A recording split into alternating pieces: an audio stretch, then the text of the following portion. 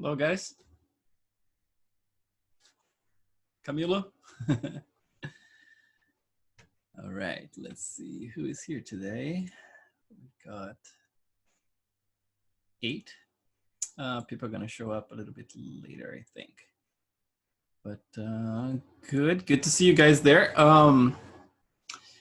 So this is the last week, and I cannot believe how fast it went. It's crazy fast. I'm noticing that some of you guys, you're still struggling with the pore detail, and I mean, like, it's very hard to nail it because, like I said, like it's a bunch of experiments you have to do, right? Like to get the right depth and the right distance and all that stuff. But before you go too crazy with it, like, you know, it's like redoing over and over again, I would say like start doing some of the render tests, you know, just get some HDRI, and just don't forget to put like in raw mode when you add the HDRI, right, with the dome light, and start doing some renders, you know, it's like just to get the feel of it. Check the subsurface scattering as well, because it seems like some of you guys are getting a little bit too scattery. So I, for the past 4 days, right, since our last class, I've done a lot of stuff. You saw some of the stuff I posted online. You know, it's like I added some hair. It was actually just a beard, right, because we started the mustache and the goatee in class, and then I went ahead and I did the beard same way. I mean, like there are no guides in there. But then what I did over the weekend was actually, remember I said like I'm gonna try to do some eyelashes with XGen, because I normally use geometry to do that, right, like placing one by one. And I was gladly surprised that it was super easy to do. You know, it's like it gives like a very nice result, very natural result, without a lot of poking around. You know, it's like it's kind of like very straight away, actually, straightforward. So I'm gonna be showing you how I did it. So I'm gonna be doing it again during class. I know it's called Fly on the Wall, so you guys just watch me work, but it ended up becoming kind of like a mentorship, I suppose, because I kind of like go back and I rather like redo in front of you guys so you can actually understand what I'm doing instead of simply like showing something that's already done, right? And then for the eyebrows, I actually got some stuff in there. Is not perfect because you know, it's like the hairs are too long right now. I have to do some trimming and everything. But there are a couple of approaches for eyebrows I'm going to be showing as well. And also, I did a lot of painting on my color map. So I want to show you the progress of my albedo color, so you can use, I don't know, as a reference or something. And in update of my shader network as well, like the shading for the skin, I actually changed one of the nodes that was basically like the micro bump that we are using, the one we painted by hand, right? I actually replaced with one of those Maya, procedural. And it's working fine with the procedure, you know, so it's up to you if you want to do it, but I'm going to show you how I did it. And also, there is something very interesting, guys, that I'm doing right now here, which is, I'm going to show you right now. I'm doing a render as we speak. So check this thing out. So I'm doing a render with one single light, which is basically like I rigged one, it's rendering right now, actually. It's basically like one area light that I turn into a circle, because you can do that, right? You can make it into a circle, so you can change the shape of it to cylindrical or circle. There's a drop down on the area light properties, right? So what I did, I actually created an offset, slightly to the right, and then up, just to get this type of lighting. That's because, you know, it's like when those photographers, they're going around and just like photographing people, they normally have a flashlight that they hold over their heads, or someone else is holding for them, right?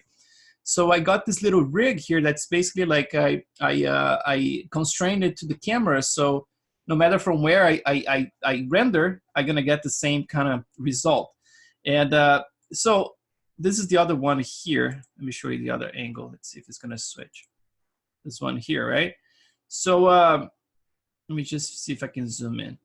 So what I found, which was very interesting, I was having trouble with the specular. I was trying to find out like why the spec was not giving me the same result I was seeing in a very crappy picture of him that I found online, which is kind of like this one. The age is not the same, And also the length of the beard is not the same, but it's a good reference for the skin, you know, because I found this thing and I was actually really fascinated because, so I found this one here, right? So that was the reference I got from Getty Images. And again, you know, it's not the same age or beard length or anything, but there are things I can get as a clue. For example, the shape of the nose, that there's a couple of forms I can find in there. A lot of stuff I was actually pretty close, but you know, it's like I'm gonna be working more towards that. For example, like how tight those wrinkles under his eye bags are. So I'm gonna be actually making them tighter so I can get a little darker line there and everything. But I was actually, my intention here was to do a test. For example, let me try to simulate a flashlight that's just like one light that's basically like doing the entire thing, right? Like a front light like that.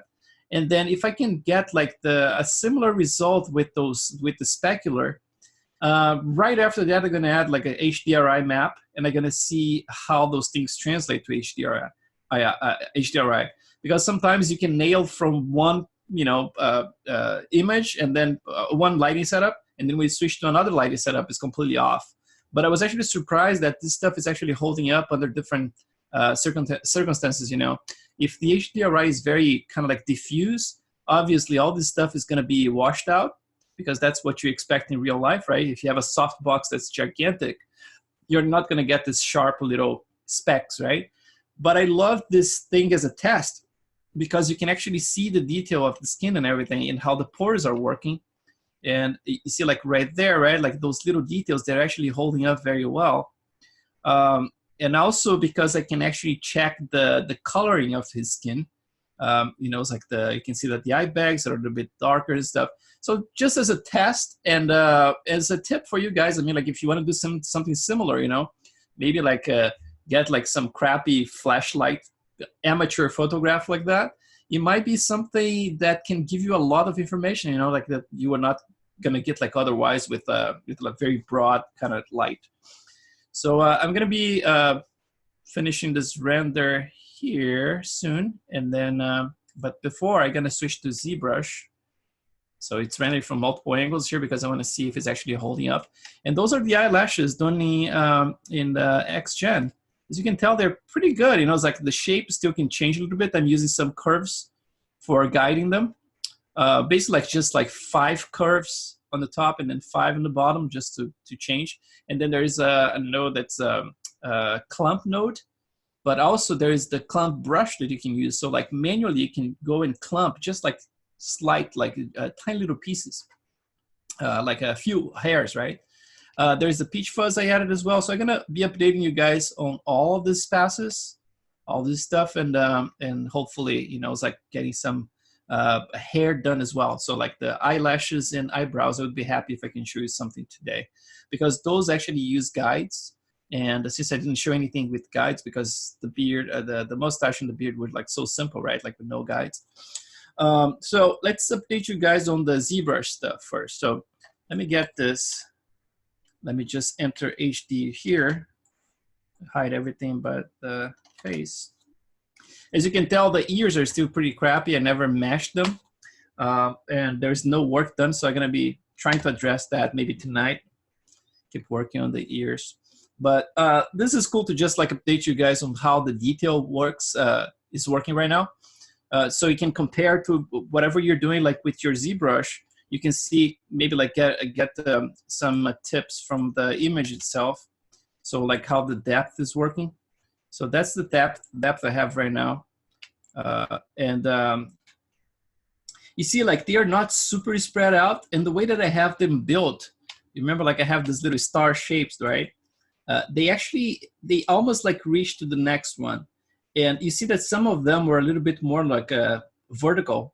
It's because I kind of started like sculpting. I don't know if you remember, I sculpted some of them manually just to look more like that, right? Like, so we add some more direction. And also there's a little bit of a directional brush that I use that, if you remember correctly, is this, the skin, which one, skin wrinkles? No, it's skin random, this one here, right? That little brush. So just like basically like doing a lot of circular motion like that to get like the overall in-betweens, right? Like to fill it up so they don't look so spread out like that. but also some of them just like running towards the direction I want to give direction, right? So I used a lot of that here, this area, and then I added some more to follow the wrinkles. So if I had the pores on the sides here, you can see underlying, you can see there's some kind of micro structure here. And that one is all done with this brush, just running like, directional. Same thing here, going towards the forehead right here. So just running them like that. You can see like if I go up close, let's go right. So those guys here, see the microstructure right there. So that's all done with this brush, just like adding some direction.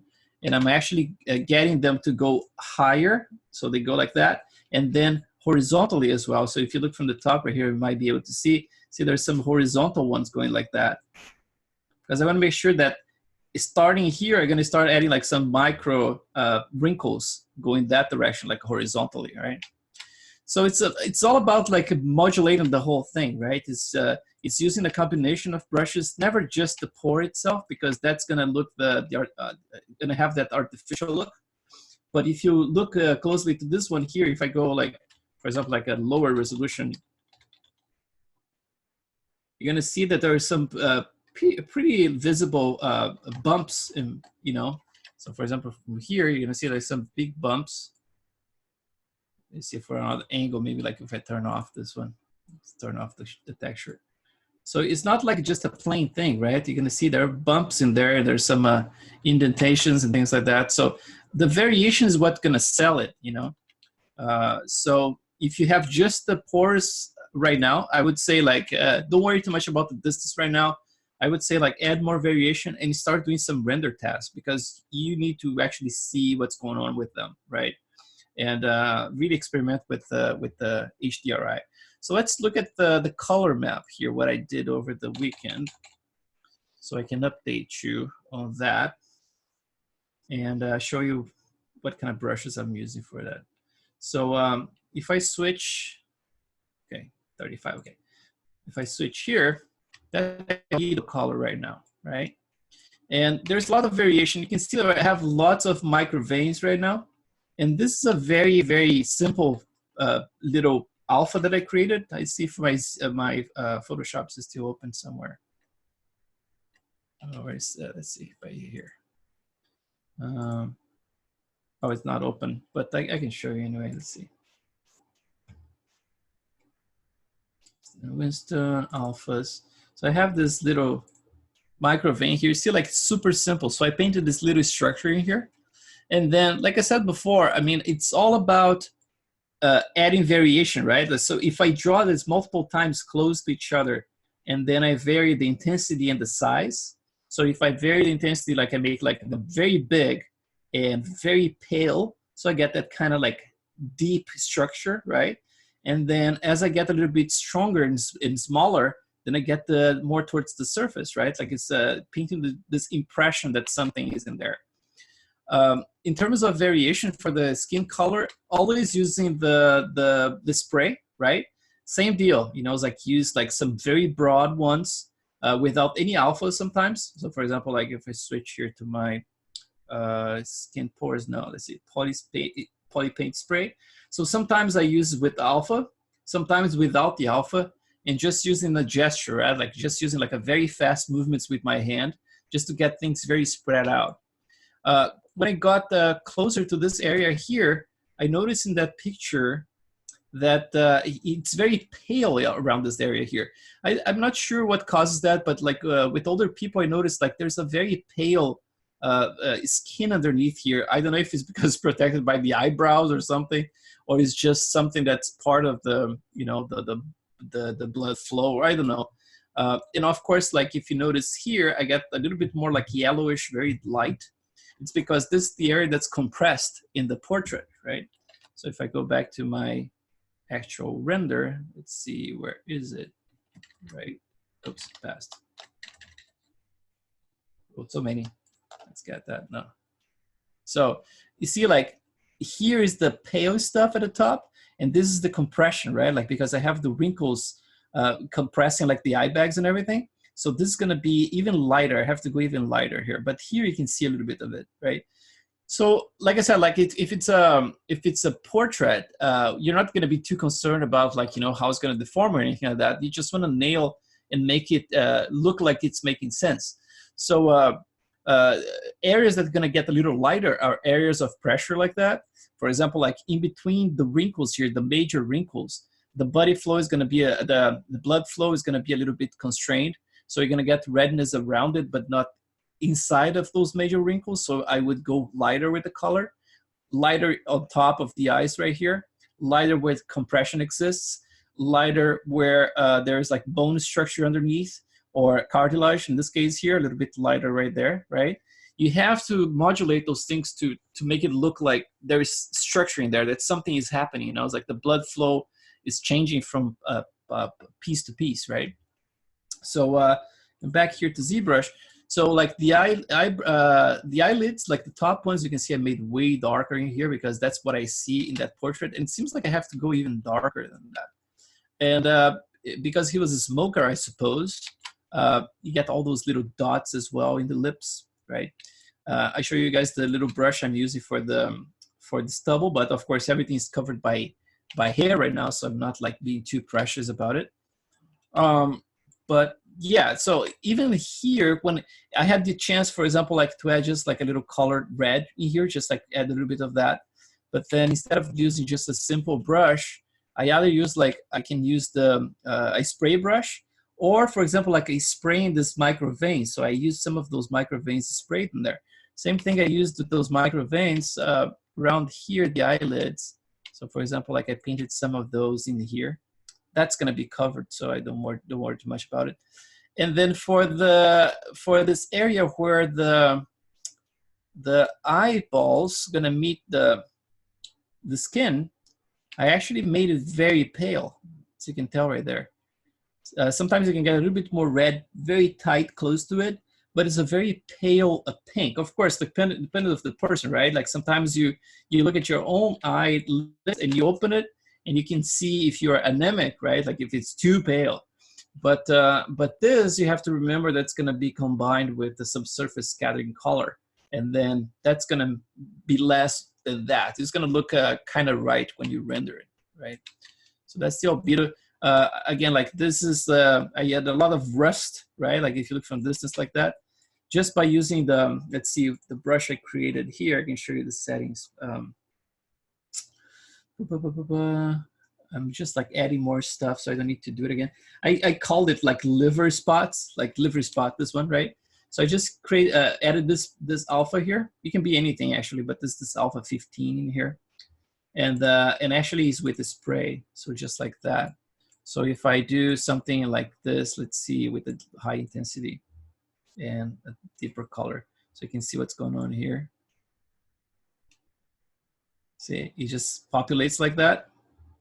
So that's the kind of stuff you want to do. You know, it's like you want to go with a very broad pass like this, just with a very low intensity, right? Like I'm using 14 here.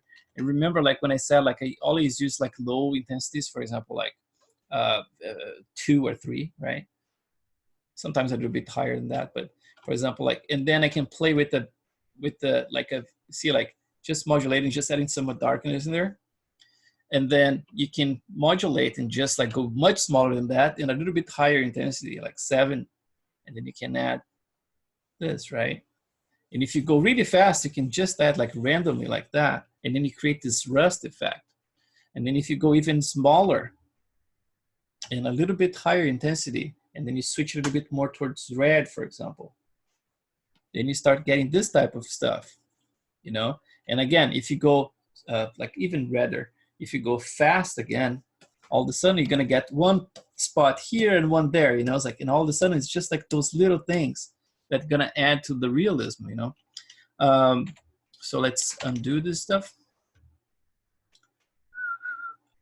Undoing HD is always fun. Oh, there's another pass that I added actually as well. I'm gonna show you what my specular map looks like too.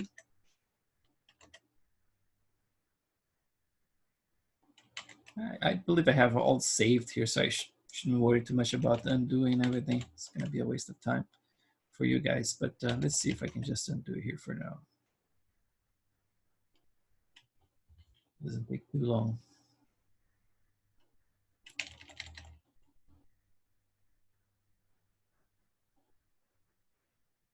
I think I have it saved. Let me just double check. If I have it saved, I don't care. I can just go for it. So last one I saved on 640. It might not be saved then. Sorry. Let me just do some more and then save this guy. Okay. All right. That's much better. Okay. Okay, let's get this one here. Right. So let's get out of here, out of the HD. And then let's switch to the spec map. So the spec map, I'm actually using that reference that I have now, which is that flash photography, right? To actually guide me, because when I started working on it, it was just like everything was too specky all across the board. And then what happened is that the eye bags got super specky and it wasn't working anymore. So based on my reference, I already reduced the spec a lot in here around the eye bags. But you have to remember there's a combination about, it's the micro displacement, the micro bump, that's actually breaking things up further, right? So if I have to be careful about, like, for example, if I'm breaking up the surface a lot with the micro displacement here or micro bump, it's gonna make things diffuse by like naturally, right? But at the same time, I have to make it play with the specular as well. So at this point here, the spec can go down, it's just slightly. The eyelids right here looks just right, I think. But when it gets around here, it could be a little bit lighter. So in this case here, if I go to my spec map, that's what I have painted right now, right? So you see, like, I'm starting to cover the eye bags with a little bit more black. So I'm keeping this area here very white. And you see, like, it's not like a map of precision, right? Like, this map is gonna give like a broad kind of like a guide for Maya to actually render the spec. So I don't need to go full HD. All those passes in here, all those maps, they're not full HD. And when I export them, I don't even export in 8K, I export like 4K maps, because they are kind of like, you know, just a guide. Yeah, so I'm starting to make things a little bit less specky in there, and I'm gonna be doing this stuff like I did for the lips as well. Kind of like in the past, I would think like, oh, maybe the lips and the tip of the nose and the eye lids should be like the shiniest of all of them. But in this case here, I mean, like, he doesn't have like a lip gloss or anything like that. So I need like a more natural look for his lips. So this is the way that my spec looks like right now. So inside of the eyelids, completely white, right? Like, doesn't need wetness in there. When it gets really close to the eyelids, it has a little bit of modulation of the, you know, a little noise and randomness in there, but not much. And then when I get to this other map here, which is a very simple map, look at this thing. So this map here, I realized that I would have a better chance to get like more control for my hair color if I painted the hair color in the map, right? Because remember, like, when I was working last week, I was thinking about like, okay, so he has a little bit more dark hair under his nose. So I thought about, I'm going to create a different description, hair description, and make it completely black, and then I can just like place manually, right? But then I was like, you know what? Let me experiment a little bit with the color, and basically, like, it's gonna take the UVs of your mesh as the color for guiding the color of the hair. So in this case here, basically, it's a reverse of what I'm doing, right? Of course, I'm painting here in white where things should be black, and black where things should be white, and everything in between. You could do potentially like the opposite. You could do it the way you see it. Like, you can do the exactly opposite what I'm doing here. And then in Maya, you could use under the image attributes, there is an invert button there. It could invert it for you. But for some reason I painted, because I don't know, I can kind of see where I'm you know, I need more blacks and stuff. So I'm doing the opposite here. And one thing that I realized, if I switch here, so I can see the model and I can show you the reference, right? Like he has this black hairs right there and then right there. So I'm starting to get that effect, you know, it's like they're still a little long. And now I'm starting to add some flyaways, not as a different description, but just like by selecting one by one with the freeze, right? Freeze brush, and then just pulling one by one like that. So I'm gonna start styling, like just getting some of them, making some of them thinner. And I'm gonna be going through this stuff as well, how I'm doing this. Everything is completely interactive, right, with XGen. Although XGen can be very buggy as well, so sometimes instead of like seeing the results straight away, you have to keep rebuilding your guides just like to show stuff, which is kind of weird. But anyway, so when I was seeing this in the reference, I was trying to paint exactly where I'm seeing things, right? So I was painting the black, of course, like in ZBrush, I'm painting white, but right there and then right here. And then when I was rendering, it was going like all the way down here. It was showing down there. It's because it's actually affecting the root, right? So everything that starts at that root is going to be colored that color. So if you see something in the reference that looks like it's here, you're probably going to have to paint around here. Just make sure that the root is actually, you know, it's like it's going to drive that direction. And there is no way to calculate that other than doing like, you know, render tests, right? So when I'm painting my stuff here, I'm actually bringing closer to the center more than I should, because I know I can, it's gonna actually grow that direction. So it's just like trial and error, right? You do a little painting here, go there, render, and then, you know, keep doing this.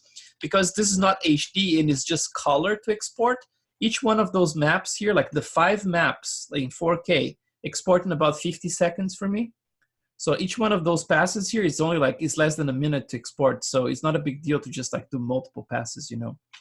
But what is cool about that, you can actually really control the color. So you can see I'm using like very splattery, using the spray as well.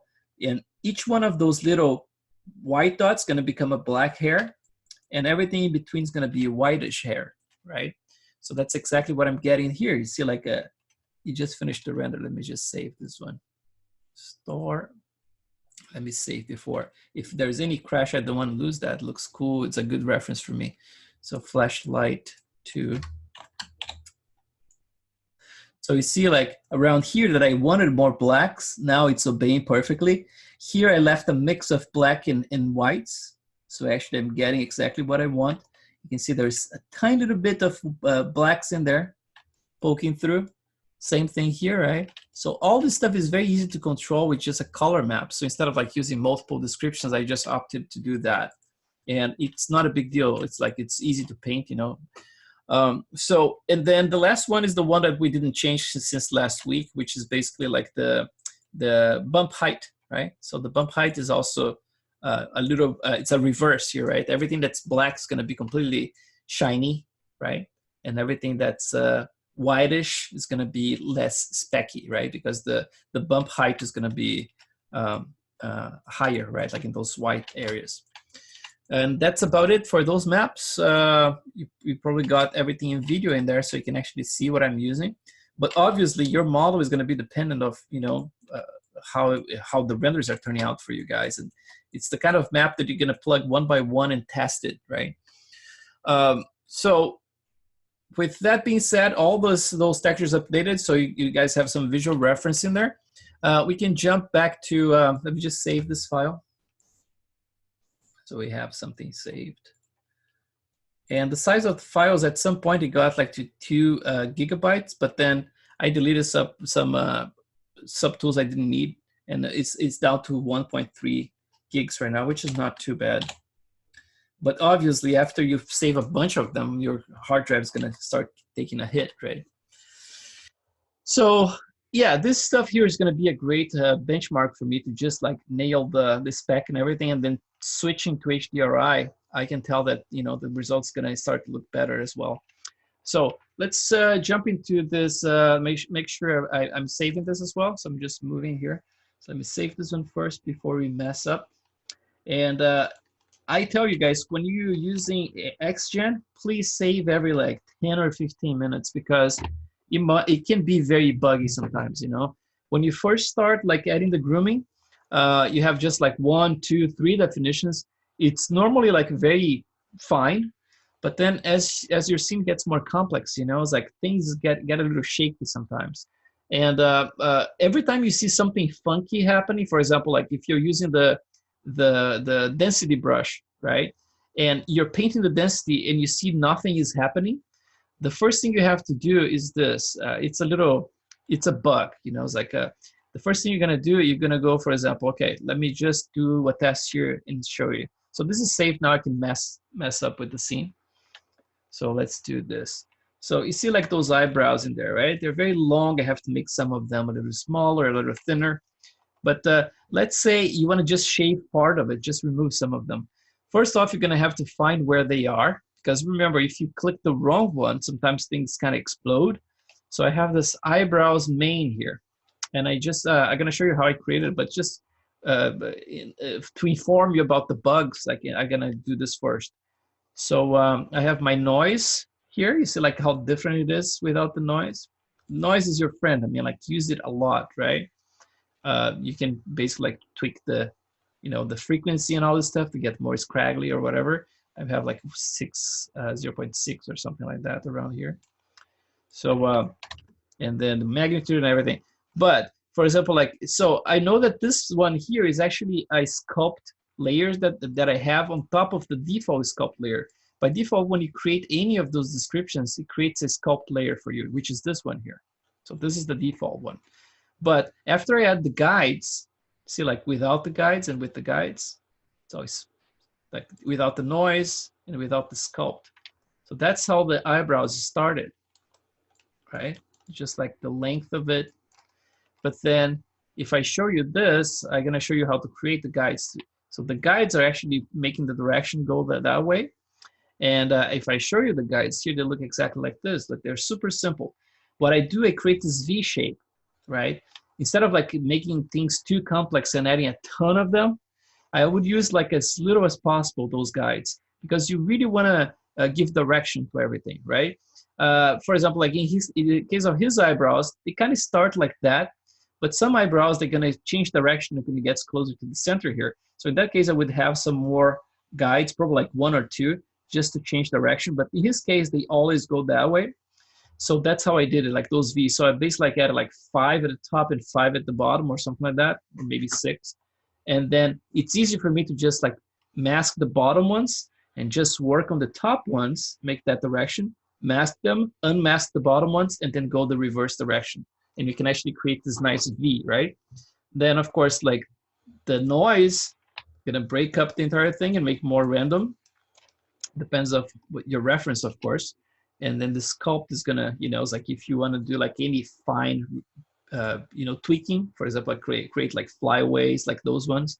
So in this case, I just select with the freeze tool and just do that stuff. But check this out. So let's pretend, let's just hide the guides here for now. Oh, not this one, this one. And I'm gonna just like remove some of this hair, or try to. So I'm gonna go to this sculpt one, the default one, right? Like not the top one I just added, but the original one. I'm gonna click edit, right? So let's see if I can do this. So if I click the density brush, this one here, I'm gonna check my settings here, and I have set to decrease. The strength, like the strength is halfway, and then the value is at 13, right? So I'm gonna just like roll my brush a little bit, like that. And check this out. I'm gonna try to remove some of that. Oh, in this case, it's working now, just because I'm telling you guys. So it's working. I can actually remove them, right? But if you're trying to do this, and oh, look, the undo just like destroyed the entire thing. That's what I'm saying. It's very, very tricky to work with this. You know, it's like with XGen. You have to keep saving at all times. But since we are messing around here, so if you're doing something like that and you don't see any results before you try anything else or restart your Maya, try to do this. You go to this node right here. That's the bottom one. That's the base. You're gonna have a name for the name of your description plus base, right? And then under attribute editor, if you go down here, we have the rebuild, right? So if you click rebuild, all of a sudden the stuff that wasn't disappearing, all of a sudden they're going to start disappearing. So yesterday it was so buggy I could not see this in real time like you guys are seeing right now. So that's what I was doing all the time. I would like eliminate something like that and then click rebuild. I was like, okay, now I can see that's not there anymore. Back and forth, you know, it was a pain in the butt. But just in case if you see anything like that, that's what's happening. Funny thing is that I just removed everything and those ones are kind of baked in there. Look, not a lot left. But anyway, so let's go through how I place the eyelashes. That's the way they look like. Let's see. Still, they need tweaks. I can add some more clumps, but they look fairly decent right now. At least the length and things like that, the curvature. But you see, like from the bottom, if I want to do some tweaking here, you see, like they're kind of wobbly. I have to fix that. But so if I have my eyelashes, I have separate eyelashes, upper and lower. So I'm just going to do this. Check this out. Just a demonstration because we're going to be doing it. So I have this sculpt layer here, which already has something in relation to the original one. And then if I click edit, there's this little brush here that's the clump brush, right? And you can make it very tiny because anything that touches is going to try to clump together. So if I have something big like that, it's going to try to use all of those to clump, right? But if you have a tiny one like that, you can just like selectively, just like, you know, clump a few of those so you can get some more natural look to the eyelashes. So I'm going to be doing this more for this guy. And I think it's better to do this way than simply relying on the clump node, right? Because I have the clump in here. And let me just like eliminate this sculpt here so you can see how the clump is actually working. Oh, and the displacement, by the way, displacement is another node. You can add another modifier that can help you to actually tuck it in. So for example, like if originally it was too far out like that, it was kind of like too out, you can use the displacement to bring things in. So I'm using like the base here at 0.015, and by default it was like that. Check this out. So let's copy this. It was like that, right? So if I do this, just displace it in. So it's an easy way to move everything, you know. It's like as you do, like you can go further back and forth like that. So you just displace this slightly. And then, yeah, so I'm using the displacement just to set the root in the right position in there. But like I said before, about the clump node. So this clump node here, that's basically what's doing right now, right? Let me just turn on the displacement so I hide those roots. So the clump here, by default, when you create a clump modifier, what it actually does, it has this very low density. So here you see like I'm at 10,000 right here, right? But check this thing out. So if I go very low, and probably like the default is gonna be, like, is it 1? I don't remember which one is the default. But let's see, randomness, I think by default is 0. Why don't I do, let's do this from scratch, I guess, so I can show you everything and stop talking about it. So let's hide everything here. Let's do this, hide that, and then hide the lower as well.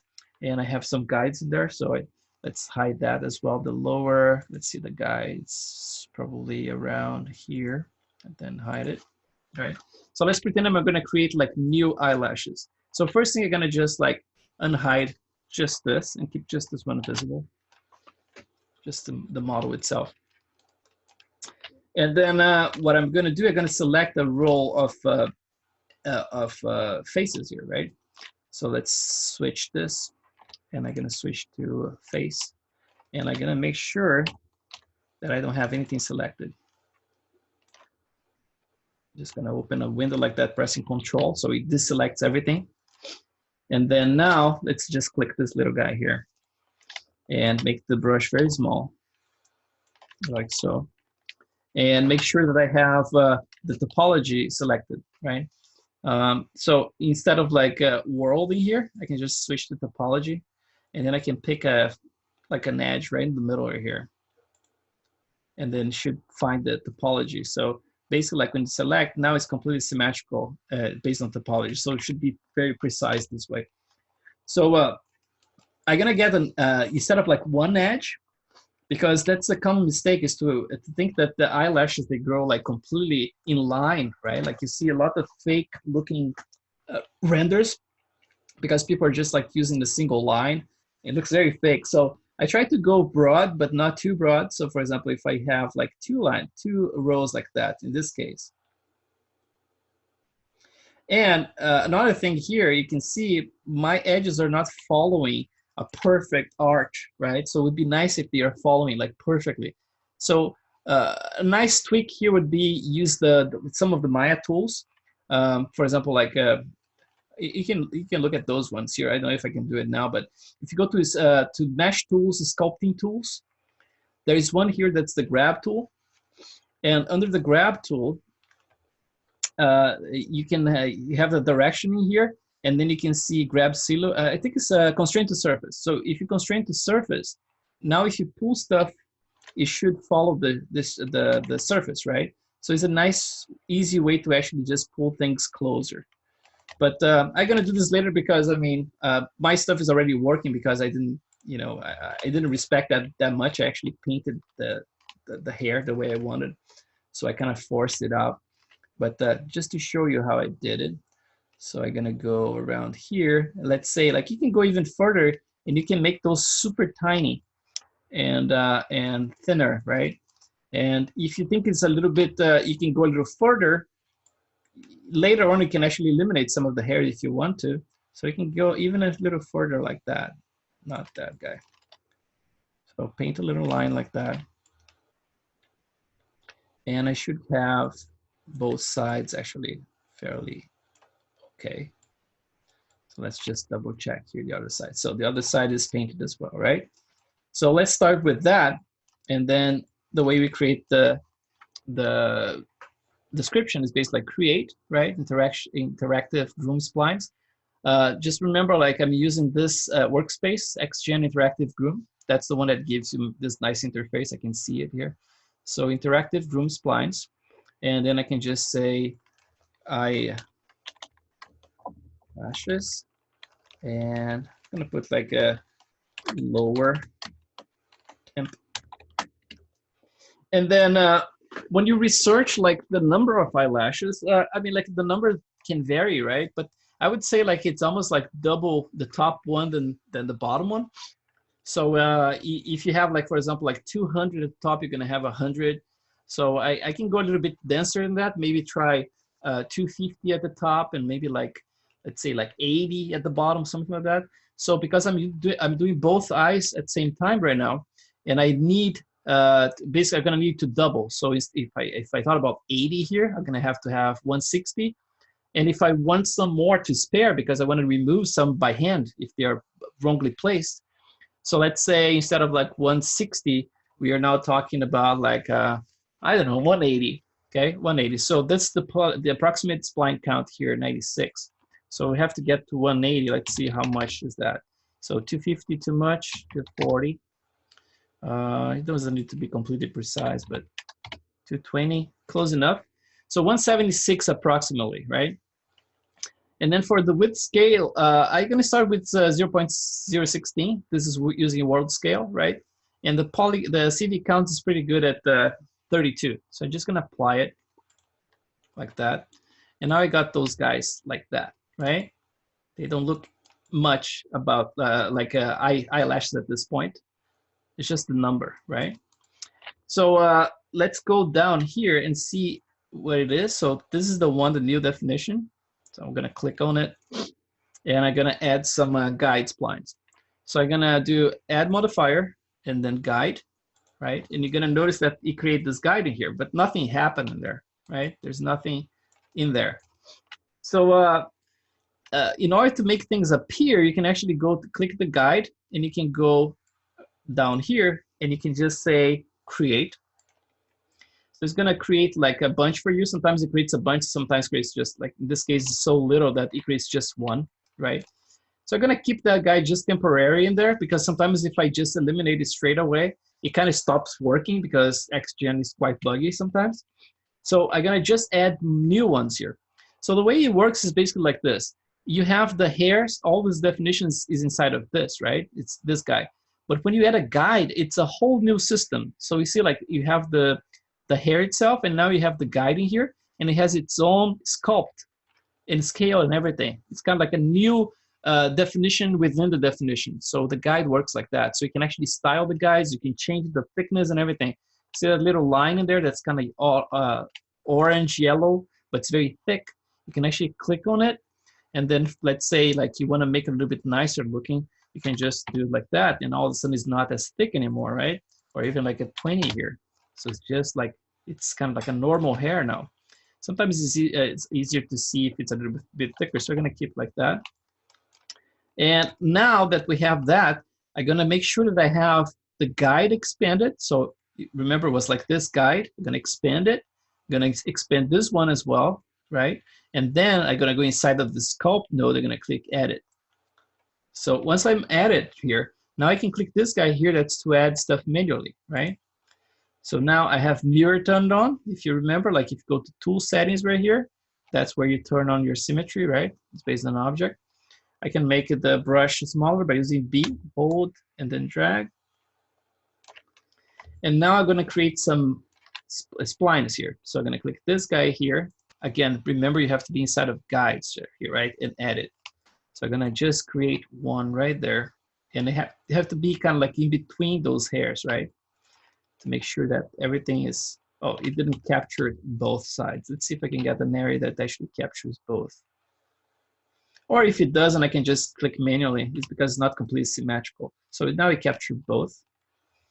Yeah, the model is not completely symmetrical. So now, let me try to eliminate this guy here. Let's see if I'm gonna have luck with that. Yeah, so I eliminate that one, right?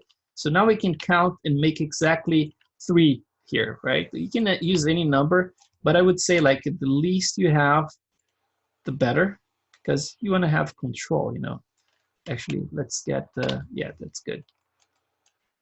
And then let's make asymmetrical, so actually can place those just like roughly in the same spot. So 1 here, and then 1 here, and then 1 here, 1 here, and another one right there. Now I have only 5. The least you have, the better. So you can have like much more control without like having a ton of stuff, right? Like it's just a few controls for you. So I'm gonna get the brush bigger, and now I'm gonna go to the comb brush. I'm gonna make it symmetrical. Object, like maybe like world X. And now from the top here, I can just pull it like that, right?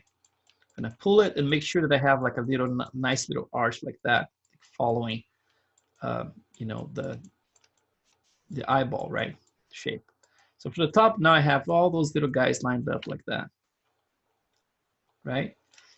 So if I look at references, sometimes the eyelashes, they go a little bit higher before they go down. What I love about XGen is that it's so easy to style things, right? So if I go with this big brush here, I can actually pull them up a little bit like that, and then I can start pulling things down. I'm gonna make it a little bit smaller. Then from the side here, I'm gonna just pull that guy like that.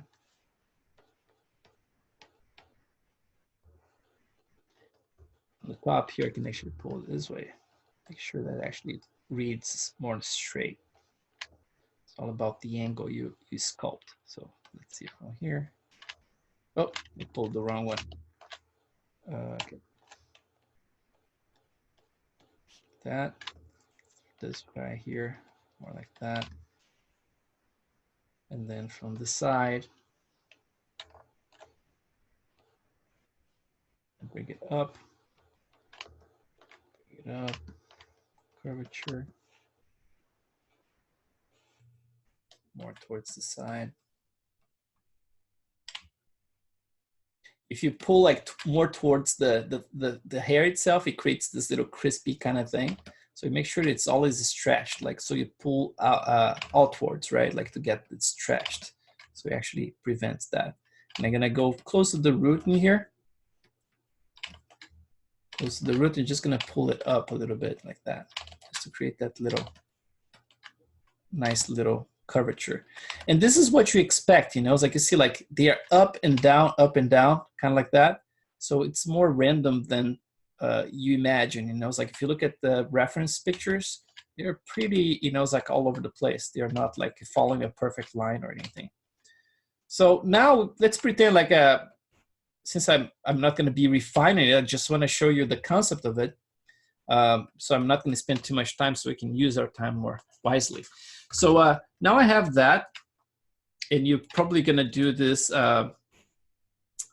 symmetry, but in this case here, my model is not symmetrical anymore, so I'm just kind of lost in there. But let's ignore that one. I'm going to just work on this one for now. So now we have like this nice little curvature and everything, but the hair doesn't quite look like we want it to look. Let's pretend the curvature is good though. Let's pretend the curvature, we like it. So the first thing I'm gonna do, I'm gonna hide the guides. So if I click this one here, I can hide those guides, right? And now just make sure, for example, if you want to sculpt anything, if you're gonna sculpt those guys, you have to actually use this sculpt node right here, not that one, right? This is just under the guides. So it's a different system inside the system, like I said. But the first thing we're gonna start tweaking here is basically the guides themselves. So I'm gonna click the very top node, this one. I'm gonna go to Attribute Editor. And the first thing I can try, I can use some tapering. You see like it starts fading the tips, right? Gets very, very thin. So this is the taper. You can do in combination. You can use the taper, for example, or part of it like that, and you can come to the curvature in here. You can click like, let's say, make spline right here, and then another spline right here. And then you can tweak this tip. Same way, you know, it's like, so you can actually go further with the hair and then get thin just the very tip. So you can have more control with a curve like that than with the slider, right? So it's really up to you to find the ideal thickness and everything. And this is gonna go like with the renders, right? I always start in the ballpark of 16 or 18, and then I tweak it. The next thing you're gonna notice is that you see like they're flat. And if you remember like if you wanna see like as tubes in here, you have to click this tube shade now. And then to render thick, you have to actually go to R node tab, all inside of the same node, like this top node, right? And then here you're gonna see it's ribbon, so I'm gonna switch to thick. And that should render like little cylinders for me at render time. It doesn't show here in the viewport, but that's basically what it does. And then now I have all those guys, but what about the length of them and the variation and all this stuff, right? So the first thing you can try, just to add some variation, is like I said, like start with a clump. So we can click this guy here, right, the top node, not the guide, but this one. And then I'm gonna add like a clump modifier. And you see like by default, the clump is very, very broad. So it's actually pulling a lot of stuff at the same time. So if I click on the clump, you're gonna see it here, like I said before. So the density is set to 1 by default. So if you increase this, you're gonna start seeing more and more forming right there. Look, so 5, 10, what about 100? Start to look better, right? See, 200 makes a difference. Not too much, so maybe 100 was a good spot. So this is a starting point, of course. Like I said, you can use that brush, this one here, to actually really get the ones you want and get them together. If they look like too you know, it's like it's kind of like a artificial, right? Like because it's kind of like there's a certain cadence to it.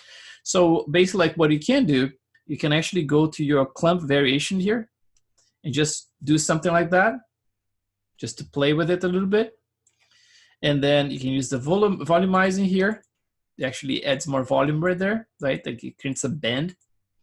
And also, remember everything is based on slides, so you can clump less or more, right? You can reverse the clump as well, more spread out. It's all about what you want to do, how you want it to look, right? Because like I said, at the end, you're going to be using the clump brush to actually really get the stuff you want to do with it. So now you have that, right? And then now we're going to start thinking about the thicknesses and get some more variation going on. So the first thing you're going to notice here, Okay, so we have like the guide, right? We're not gonna worry about it because this is just for styling the guides themselves, but we're gonna be worried about this guy here. So I'm gonna basically like collapse the guide little tab, and I'm gonna go to the original sculpt, like I said before. This is the sculpt we're gonna be working on. Or if you don't wanna damage it, if you wanna create a brand new one, you can do that as well. Click the top node, add modifier, and you can add a new sculpt, right? And just make sure you expand it and go straight away and click edit now. So now I have the edit on. There is like the thickness, the width brush here, and there's the length brush, right? Those two you're gonna be using to style those things, right? Of course, like you can style those ones individually as well. You can pull them if you want like that, because now you have a sculpt layer here, right? And that's gonna affect just those little lines, not gonna affect the curves. The guide curves, right? Gonna affect just those individual hairs. Same goes for this guys here. So we're gonna start with the length one. Again, I'm not gonna be worrying about that side because we're just working on this side here, right? So let's try to make this one look nicer. So the first thing, you're gonna go to tool settings for the length one, this one, right? And you see like I have scale as operation instead of smooth is scale. The strength is kind of small, it's not 100%, it's like 8. And the increment, instead of like being the positive, that's the default, I have set to negative. And this is basically like the max length and the minimum length, right? So we can do a test here. Let's crank this one to 100 here. And let's say if I want to do a minimum length of 150, let's see what happens. 150 is like this big, which is kind of good actually. See, this is the how small it's gonna get, right? So that's good. So what about the length, like the maximum length? Let's talk about, I don't know, like, let's see what's a good one. That's too big. Let's try maybe like 1. Too big. Oh, no, sorry. I'm not this one. So 1 is basically the default. That's basically what it is, right? So let's say this is the maximum. It's still a little bit long, so let's try like 0.9. So this, oh, reverse.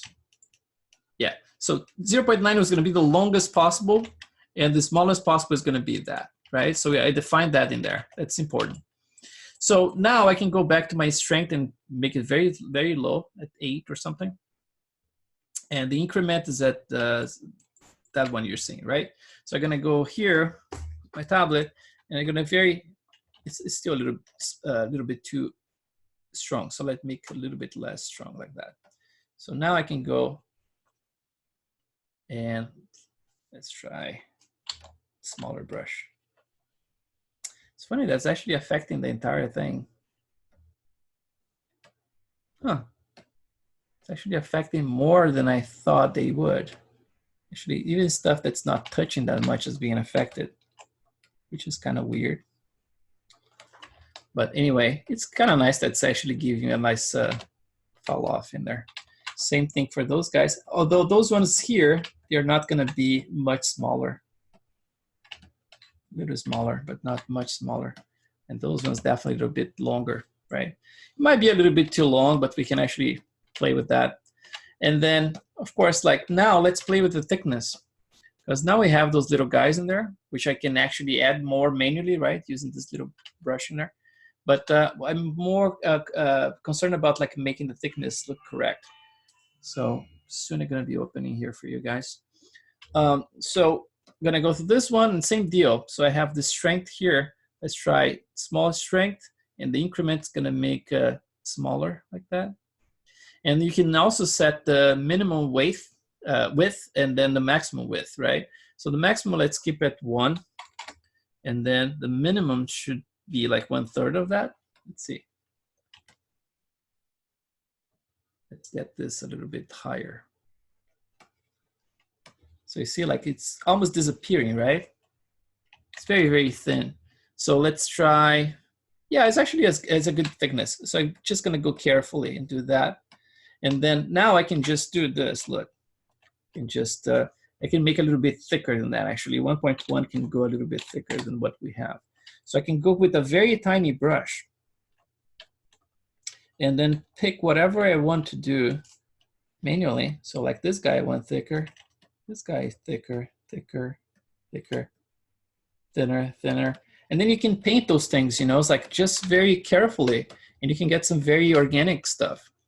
Then with this guy here, the clump, you can do exactly what I was talking about before, which is just like pull a few of them. So let's get the, let's see, preserve length, floating.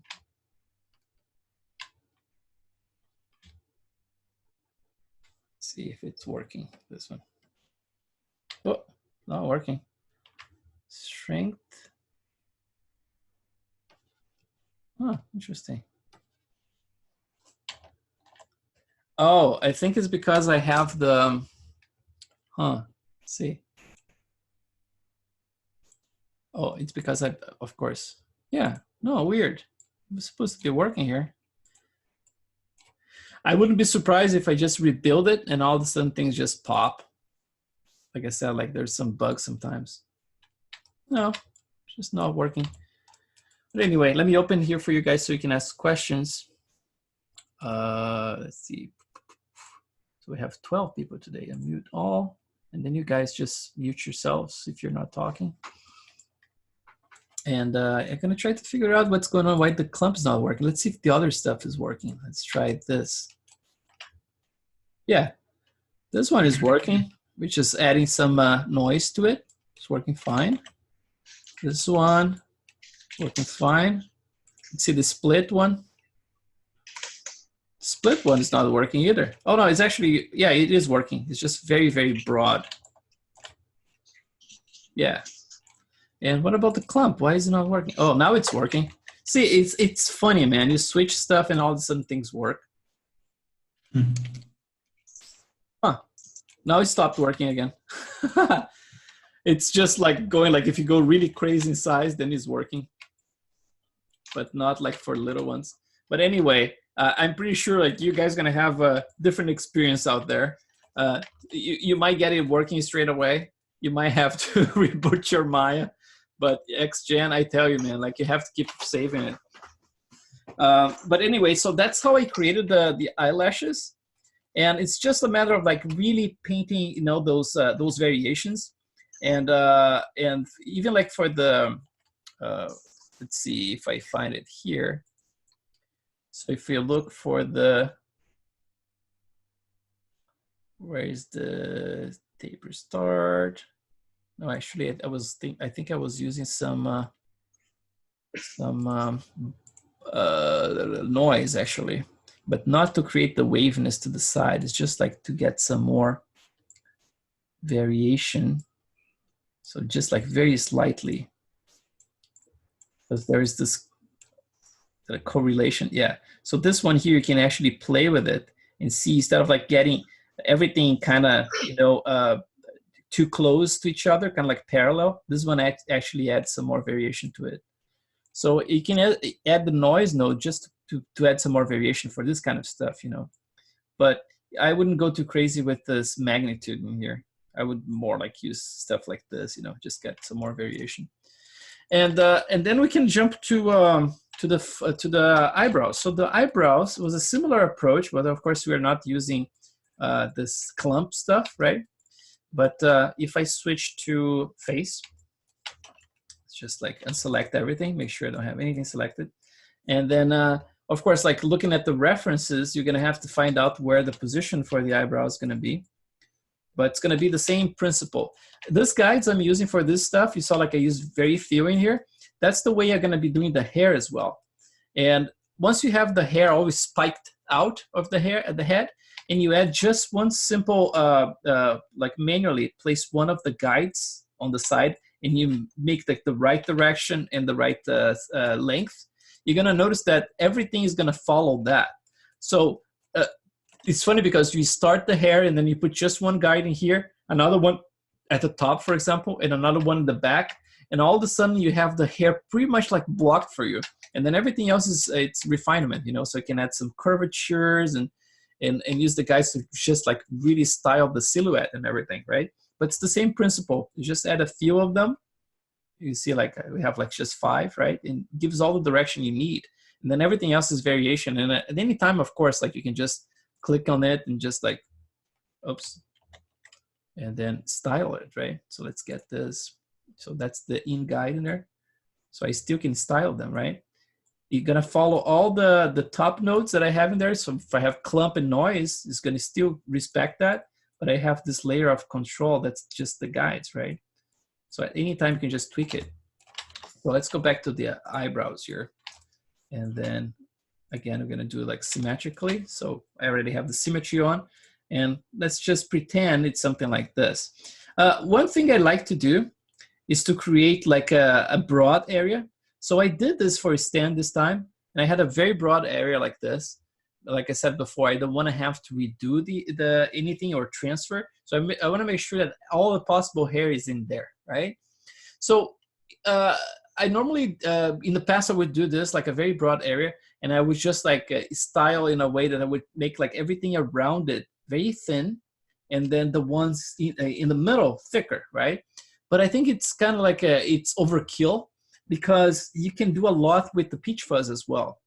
So the peach fuzz, you can actually add the peach fuzz that's very tiny across the whole head, other than inside of eyes and cavities like mouth and things like that, and lips, right? But you can use this little guys, the little peach fuzz, to actually grow them and make them long, close to the eyebrows, and slightly thicker as well. So you can create a perfect blend. That if you look at some reference, sometimes the eyebrow is just very localized. But if you look at how it looks like under the microscope, not the microscope, but the macro photography, there's a lot of very thin ones that make that, you know, it's like the blend between the skin and the eyebrow, right? So instead of like doing this, that's very broad, I'd rather do like a smaller version of it, and just like, let's say like just where the main hair is gonna be. And then I deal with everything else with the peach fuzz, right? Or I can add a secondary layer, which I can paint broader later on, and then just add another layer of hair. But for now, let's just say like this is like basically like the shape of the eyebrow we're gonna do, right? So if you have that, so it's the same deal. I'm gonna go to create, interactive, and then eyebrows 10. And then for the eyebrows, it's, you know, God knows how many we have. The other day I actually looked, but the number didn't quite add up. So let's see 50, how many you got? 464. Let's try more than that. It might be actually, let's see. Let's do a little Google search here. How many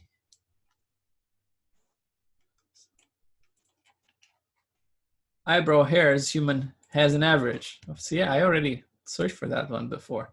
250 hairs. I don't know, but you see, like, however, some reports shows that never plucked the brows can have as many as 1,100 total hairs, right? So 250 to 1,100. In this case here, I'm pretty sure he didn't pluck that. Well, actually, I'm not that sure. He might have plucked. But let's say if you do like an average, like 600, right? Let's do a 600 in there. So where is my stuff? Here. So let's try 60. 65. Oops. Okay, pretty close. Look, pretty close. So 65. And then the thickness are gonna keep similarly to that. We can actually tweak it later. And I'm gonna also use 32. So I'm gonna just do that. Maybe the length I can actually make a little, no, one should be fine for now. So let's try that. So I got those guys, right? Which is pretty nice. And then now I can use the same deal, just do the guides, right?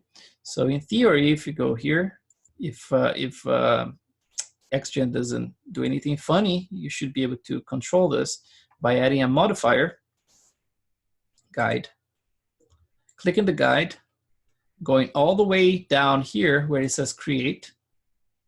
I'm gonna create that. So in this case, he added a bunch of them for me.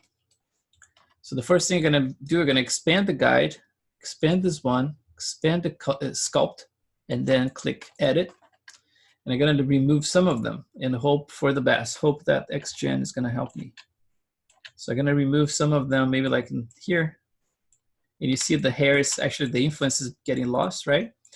Sometimes if you eliminate all of them at once, it basically like stops working altogether, right? That's how buggy things get sometimes. So I'm gonna keep those ones around there just as anchors, and I'm gonna add new ones in here, the ones I actually want to control.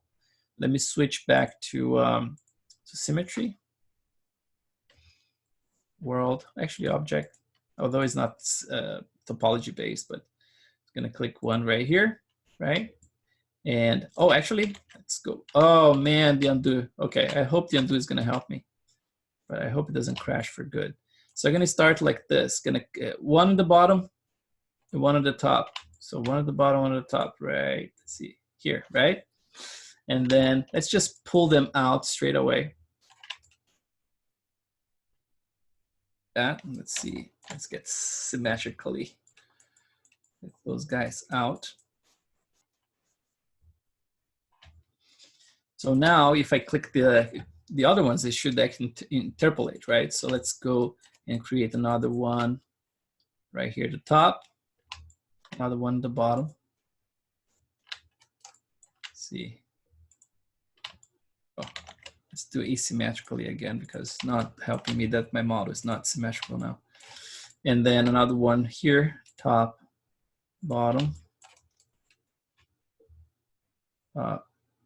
bottom. Let's try to eliminate those ones now,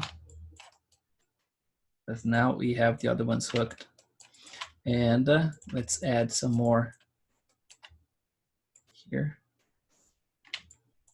and there and here and there. Okay, so now we have all those guys, right? Make sure that everything is, you know, pointed out like that. So I'm gonna get the freeze brush, this one here, and let's just freeze the bottom ones and unfreeze that guy. Let's freeze the bottom ones here. That's it. So now let's add some more direction, right? Like I said, in the case of this guy here, everything is going that direction, but some hairs actually go higher first like that. So the first layer is gonna be kind of like probably something like that. Just to force it here, of course, but you know what I mean? Like, you know, so if you had more hair in here, our eyebrow is gonna start like that, and then they're gonna interpolate, and then start more like that, right? And always like pointing down first. So I just pull them like that, and then I go from the bottom, and I start actually pulling them out a little bit, make sure that's not intersecting with the surface. It's always good to go from the top and from the bottom, right? Of course, the other ones are actually anchoring everything down, so it looks very messy right now. But the important thing is that they are going down.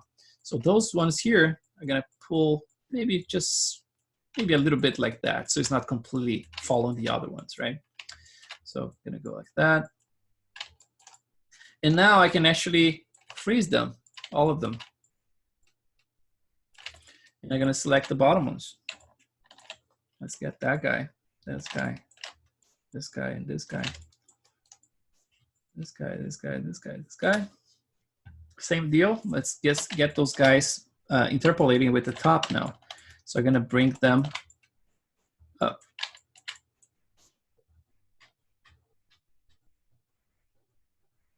Slightly, and then this one out. I don't want any penetration going on. So we're gonna create this nice little peak at the middle, which is kind of like what you expect, right? And then again, from the bottom, check if the volume is too much.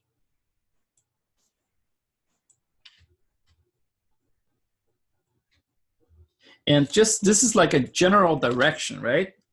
You're gonna be adding a lot of stuff. You can add like some strays and things like that, just like as a different definition, or just by selecting a few of them later on with the freeze and just sculpting a few of them. But just the general direction looks like this. You can keep like tweaking, of course, this stuff forever and make sure that you have like perfectly, you know, in tight. But in this case here, I'm just showing you the principle of it. I'm not going to be restyling because I already did this whole thing, but you get the idea. So that's basically what it is. And then now we can add some variations. Like the first one I always add is the freaking noise, right? Noise is the best. It's your best friend. So actually going to go to modifier and then noise. So it starts to look a little bit more natural, right? The thing that's interesting about the noise is that it's deceiving. When you look in the viewport like that, it looks very messy right now. But when you render this, it's almost like, I'm almost sure this is gonna look much more straight and organized than it looks here. So sometimes I tend to actually go and just like increase the magnitude a little bit, just make even messier like that, and then it looks just right in the render, you know. But of course, like remember that everything is packed with layers in here, right? So you can add any type of layer in here. Let's say you like the noise in here in this area, but you don't like around here. You want to like less noisy, right? You can just go add another sculpt modifier, switch to the sculpt here and click edit, right? And then you can either use like a brush like this, just to make things straight, or you can just like pull all together like that. That's a sculpt brush on top of that, right? Even like if you look from the bottom like that, if you want to get like a bigger brush like that and use this sculpt layer to actually tweak like larger areas like that, you can do that as well. And then if you want to go, for example, right around here and just pick a few of them to add some strays, so you can just click this guy, the freezing one, right? Click that guy, so now it's blue. And then when you click this one, the comb brush, and you grow it, instead of like using the default settings in here, that's basically like the invert frozen effects off, you can just turn it on. And now you can actually pull it, just that hair. And then you have a nice stray, you know.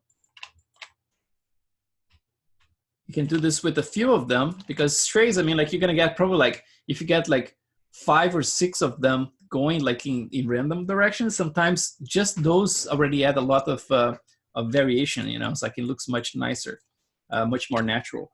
And then the same philosophy we just talked about, like when you're talking about the eyelashes, it's the same deal. Like you keep the edit on, so you have like this layer here, sculpt layer, that is basically like it's for you to mess around with. You can create as many as possible, as you want, of course. And you have like the blending as well, right? You can always blend back and forth. All those things have slides. It's a lot of control. XGen, it's packed with stuff, you know. It's like you can really go to town with it. The only problem is that it's buggy, so sometimes you get in trouble because of the bugginess of it. But in terms of features, I mean, it's really, really rich. So I'm gonna go to the thickness in here, and again, attribute, tool settings, and then let's go and make it a little bit thinner, right? So I'm gonna go thinner here at the beginning. I like those ones a little thinner, and a little bit thinner here at the end. And the in-betweens, like for example, like the bottom stuff, you can make it a little thinner as well, just the bottom ones, and sometimes the top ones. Just the ones in the middle I keep thicker. And then you can do the same stuff for the length, right? So you go here, the length, you can actually make it a little smaller, and then do smaller here. You know, and then if you want to go longer, right, in the middle, same deal, like let's go longer in there. Just make sure that you have the length here like unlocked, right? I have the 0.9, so this one should actually really grow now. It's really, really easy to control, you know. It's like it's, I really love the way that XGen works. And the thing that I was talking about, the blend, that's important for you guys to know, because if you want to go for something that looks more realistic, everything has to have certain logic, right?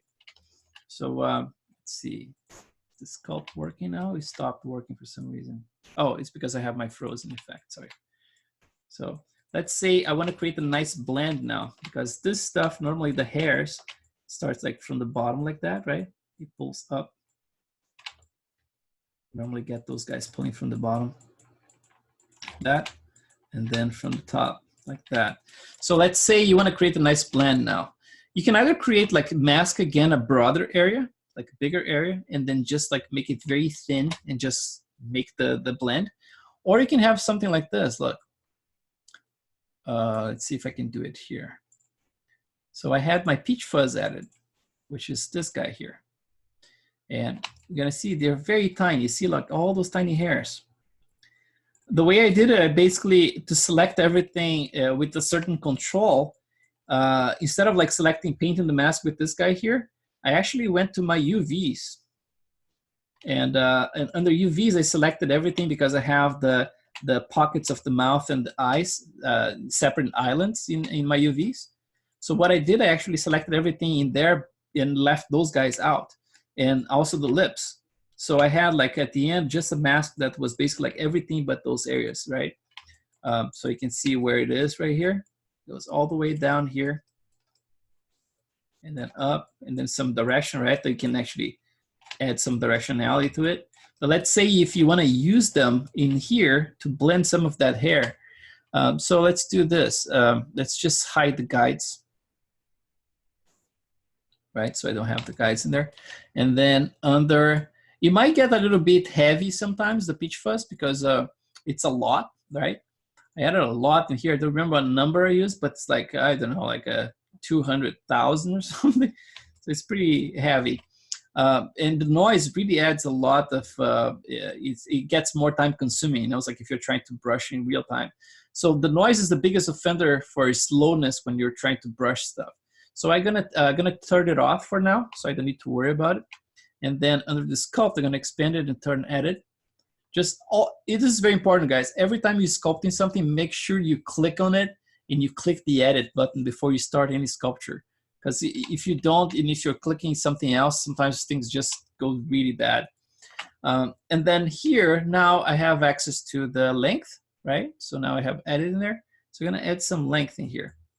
It's gonna be a little bit slow, but let's say I have some length in here added.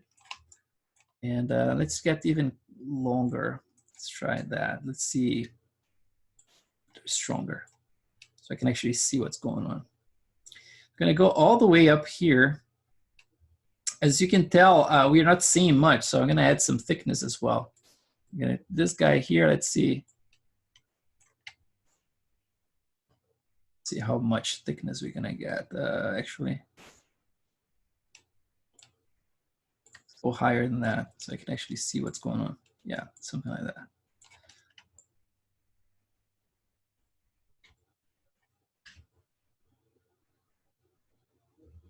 It's not doing much because my strength is too low. Okay, so I'm starting to see it, but still, let's go a little higher than that. So you want to see things happening. Okay, now it's starting to see it. So you see those guys are getting a little thicker. You can do this all the way around here. They're gonna start appearing now, right? So let's say like this, thicker, and then here, thicker as well. And then I'm gonna add more length as well.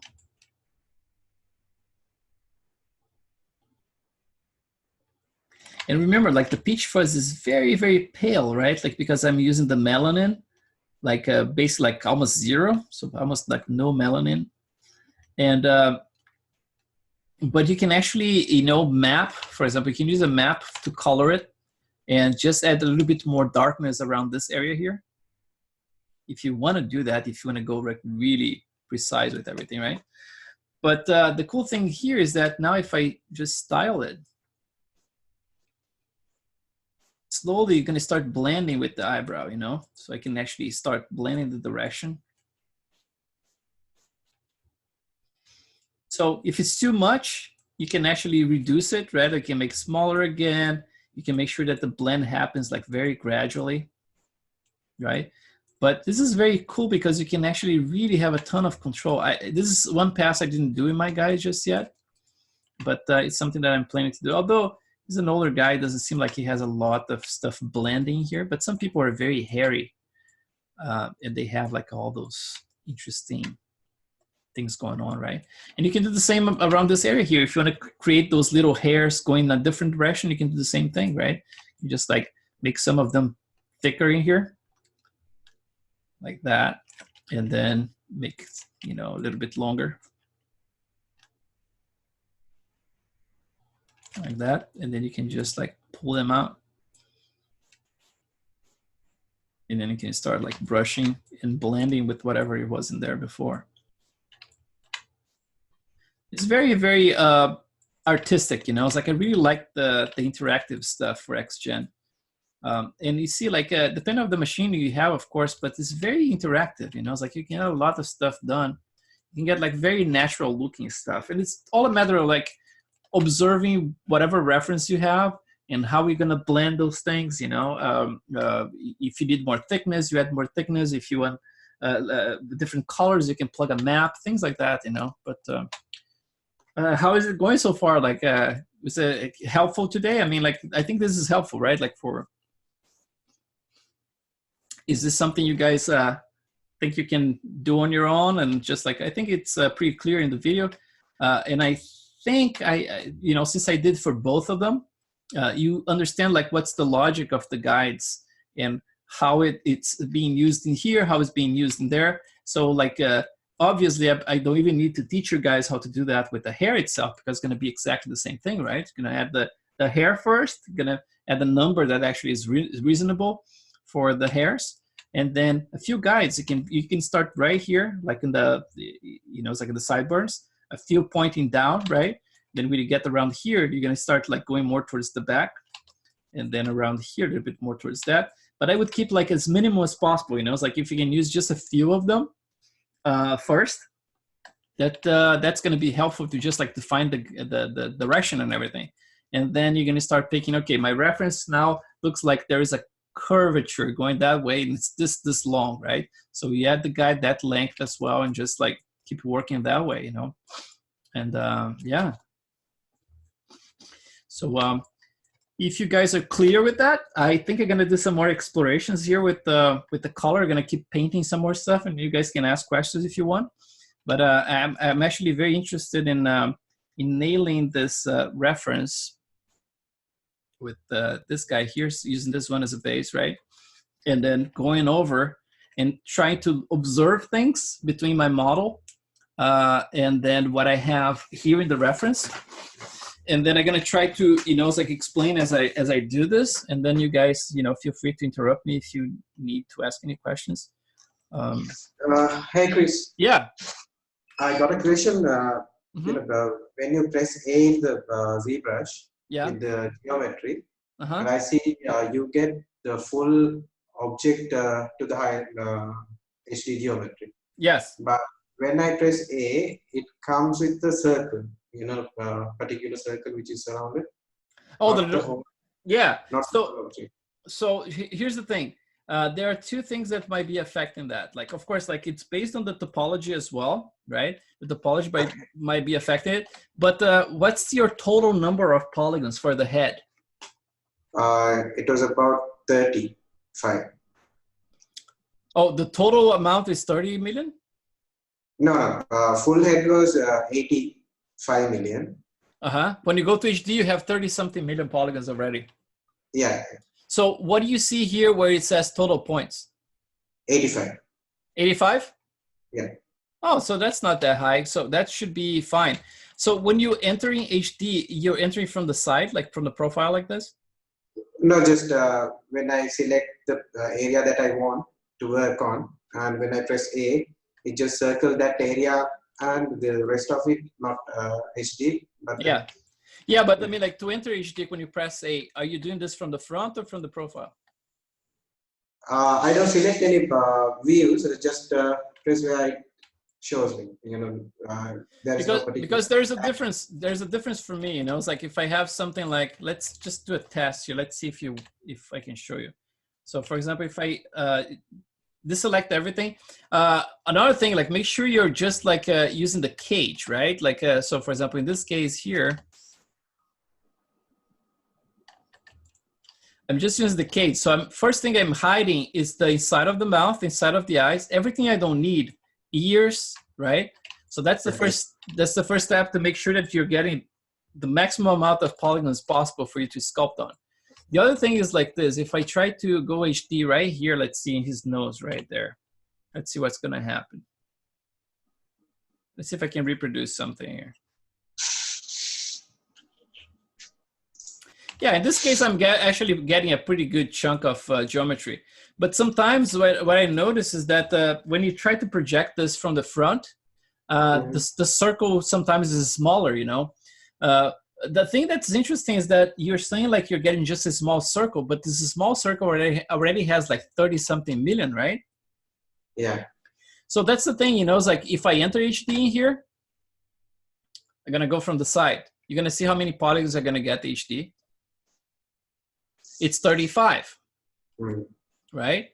So, oh, it only got 35 now, just this little circle because I had the side of the mouth and the eyes in there, right? But what I'm saying is that my limit in here is gonna be 35, which is similar to what you have. So if you're saying that you're getting just a smaller circle with 35, that means your topology is too dense in one spot. Okay, I'll check that again. Yeah, because I mean, like you're not gonna go past much further than that. You should get like into HD in an area like maybe like 30 to 40 million polygons. And if you're already maximizing this and the circle looks small, then it's based on your topology. So for example, like which means there is no way of getting the full object HD geometry, right? The full object to the HD geometry, you can't get that, right? Only a circled area. It's hard to understand what you're saying right now. It has a little echo in there. So can you repeat, please? Yeah, what I mean is, so there is no way of getting the full sculpt to HD geometry, right? Only a selected area. To sculpt HD geometry, what? Sorry, my English is bad. No, it's not. It's definitely the audio that's having a little bit of trouble. No, you know, to get the full sculpt to HD geometry, is it possible? To do the whole thing at the same time? Yeah. No, it's not possible. Okay. It's always going to max out at around 30 to 40 million polygons. But when you click A outside of the sculpt, you get a screenshot of a HD geometry. Is it? The skull, you said? No, when you press A outside of the sculpt. Oh yeah. You can see the preview, right? Okay. That's just a preview. Yeah, you can see the entire thing. Yeah. Okay. Thanks. Yeah, because like if you really, I mean, like you're just seeing the preview, but if you click and rotate, it's basically not HD anymore, right? It just gets out of it. But yeah, like first thing I would do is just like hide anything that you're not planning to sculpt, for example, inside of the mouth and eyes and things like that, and make sure that your topology is planned in a way that's not like too dense in a certain spot. So for example, like mine here, if I go back to the lowest, it's kind of like fairly well distributed. So let's say, for example, like if you have 85 million altogether, right? That's what you said you have for the entire thing. But let's say like you have this area here very super dense, and this the entire rest of the head is like not dense at all. So basically, like the 85 million polygons is probably going to be around that little area. So if you get like here, for example, you're going to get a small circle that's 35, and then there's another 35 in here, and then some more around, and you're going to max out the 85 around, you know, it's like around there. So yeah, it's a matter of like how you have your topology planned, but you definitely cannot go higher than 35 to 40 at the same time. Okay, great. Thanks. Yeah, no problem, man. It's definitely a limitation. Let's see. Is that the teeth? Oh, solo. Okay. Anyway, so let's see if I go back to my reference here, since we have some more time, I can poke around so you can actually watch me, you know, doing this process here, trying to match stuff. One thing I can do here, let me just restart my scene with the one I have. Let's not save that. Unless you guys have any questions about that, let me save this one just in case. There's this temp if you need me to go back. Temp 6. And then for the peach fuzz, I mean, like I still have it like pretty much straight right now, but there's a little bit of just a little noise. But basically like the length of it is completely the same all the way across. I don't have a lot of variation going on, and it's super thin. I think I have to add a little bit more thickness to it, and add more variation to the length. And one question that Palomita had like at the very beginning of the class was that how to add like variation for like lengths, for example, right? So right there, like everything looks like a blur because they are so thin and even. The direction is the same and everything, right? So one thing you can do is to actually, let me just open my scene, 6, that one.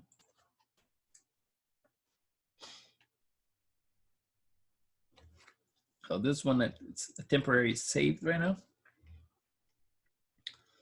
Let's see, it shouldn't take too long. It's just, I have all the definitions right now. So see, like, that's the kind of explosion I talk about, you know, that XGen does from time to time. You see like that crap? Sometimes you're trying to sculpt stuff and you see crap like that.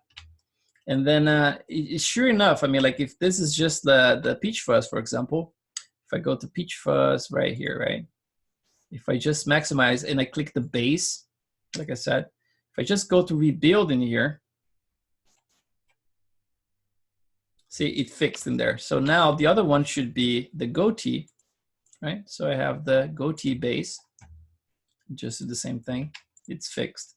So yeah, it's a kind of bug, you know, it's like, it's very annoying because sometimes you see those things and then at the beginning, you kind of get desperate, you know, it's like, holy shit, I just lost everything I did. And then you realize, like after some time, like after like resetting your Maya many times and losing work and shit like that, you just realize, no, you just have to rebuild it. And it kind of like fixes a lot of stuff just by rebuilding it. So, and including like not showing things, right? So this is the peach fuzz I have right now. And you can see like there's not a lot of variation in the length of each one of them. I have a little longer here that I painted some length in the ears, right? But one thing you can do that's very easy is to add a noise for the scale. So if you go to your peach fuzzing here, you have this node here that's called scale, right? Every single one, every time you create a new definition, you have a scale. And then you have the mask and you have the scaling here. So in this case here, if I click this guy, let me just turn off the noise because he adds up time, right? And just go back in here and let's poke around this scale thing. Let's see if we can get some more variation. It's hard when you have already a lot of stuff going on, but you see like it's already changing right there, right? We're getting like some more variation already. So let's just do like a ratio. See, it's getting more and less. It's getting some bald spots now. So I don't want that. I just want like more length. And let's see the frequency. Yeah, see like you got less and then more. Hey, Kris? Yeah. Did you use guides for the peach fuzz as well? Or no. You groomed it? Just groom. Okay. Yeah. Because I mean, like it would be, I could potentially, because it's so easy to just add a few of them and just, you know, add the rationality. But I just brushed them, you know. Yeah. I tried to, because it's more forgiving. I mean, it can use some noise and then all of a sudden it's fine. But for stuff like the eyelashes, I need more control. So I normally use those ones in there. Sure. And another question, when you groom stuff, is there you know how you need to go from below and under so you can avoid the intersections, because sometimes when you groom it might go and intersect with your mesh. Is there I don't know, is there a node or something or an attribute where you can define basically the offset from the mesh to when you groom to avoid intersection? Yeah. Or yeah, for example, like if I click any of those, right, like the for example, if I'm going to sculpt the beard in here, like that. So if I have like the sculpt in here and I turn on, so now I'm going to turn off the noise so you can see the result in here.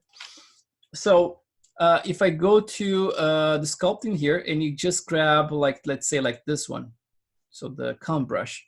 If you go in tool settings here, you're going to notice there's this, where is it? Collide with meshes. So this one here, that's the distance for the collision, right? So if I start brushing stuff in here, is going to try as much as possible to avoid penetration. But if it's too low, see, like it's still going through. So I can just grow this one a little bit. Let's see, like, let's see, 50 maybe. Let's try from this angle now. See, now it's actually more constrained. It's trying to avoid. Nice. Yeah, it's still trying to penetrate right there. But you see, like, what I don't like about it is that it creates this little offset right there. So like the roots of them, it gets this little thing, you know? So that's why I try to avoid using it. But I mean, like another way would be kind of like to offset things. For example, you could sculpt potentially with this just to prevent like the intersection with the surface. But then you could maybe like use the displacement. So if I add a modifier here, let's try with displacement. And then the displacement has that little attribute that's the base, right? So let's try to bring it. Yeah, that would maybe would not work that much.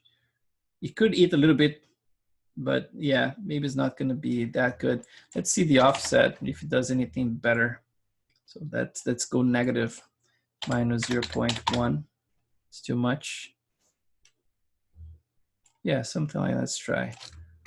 Then 0.01 minus.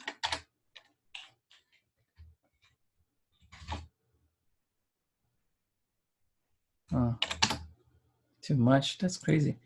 Let's try it 0.20. Yeah, it's starting to eat a little bit of that. You might try that, you know, but I that's why I kind of avoid it, because for example, now if I sculpt with it, it should kind of like, because I have a displacement already plugged in there, it should be a little bit better, but still showing that little thing, you know. So it all depends. I mean, like if you go too high with it, then it's gonna be even worse, right? If I do this, look what happens, right? To prevent the collision. But if I go too small, it might penetrate, right? So that's why I kind of like, I go carefully from the top, for example, normally like the facing the normals, you know, and just do it like that. And then make sure that when I spin around like that, if the silhouette is a little bit popping a little bit out of the skin like that, instead of like using a full-on brush right in the middle right here, I go like I kind of like using the border of the brush, like the circle in there, and just go very carefully like that. Make sure that that gets a little bit more conformed to the surface. And then, cool. Of course, like with the noise, then the whole magic, right? Like the noise really adds up to it.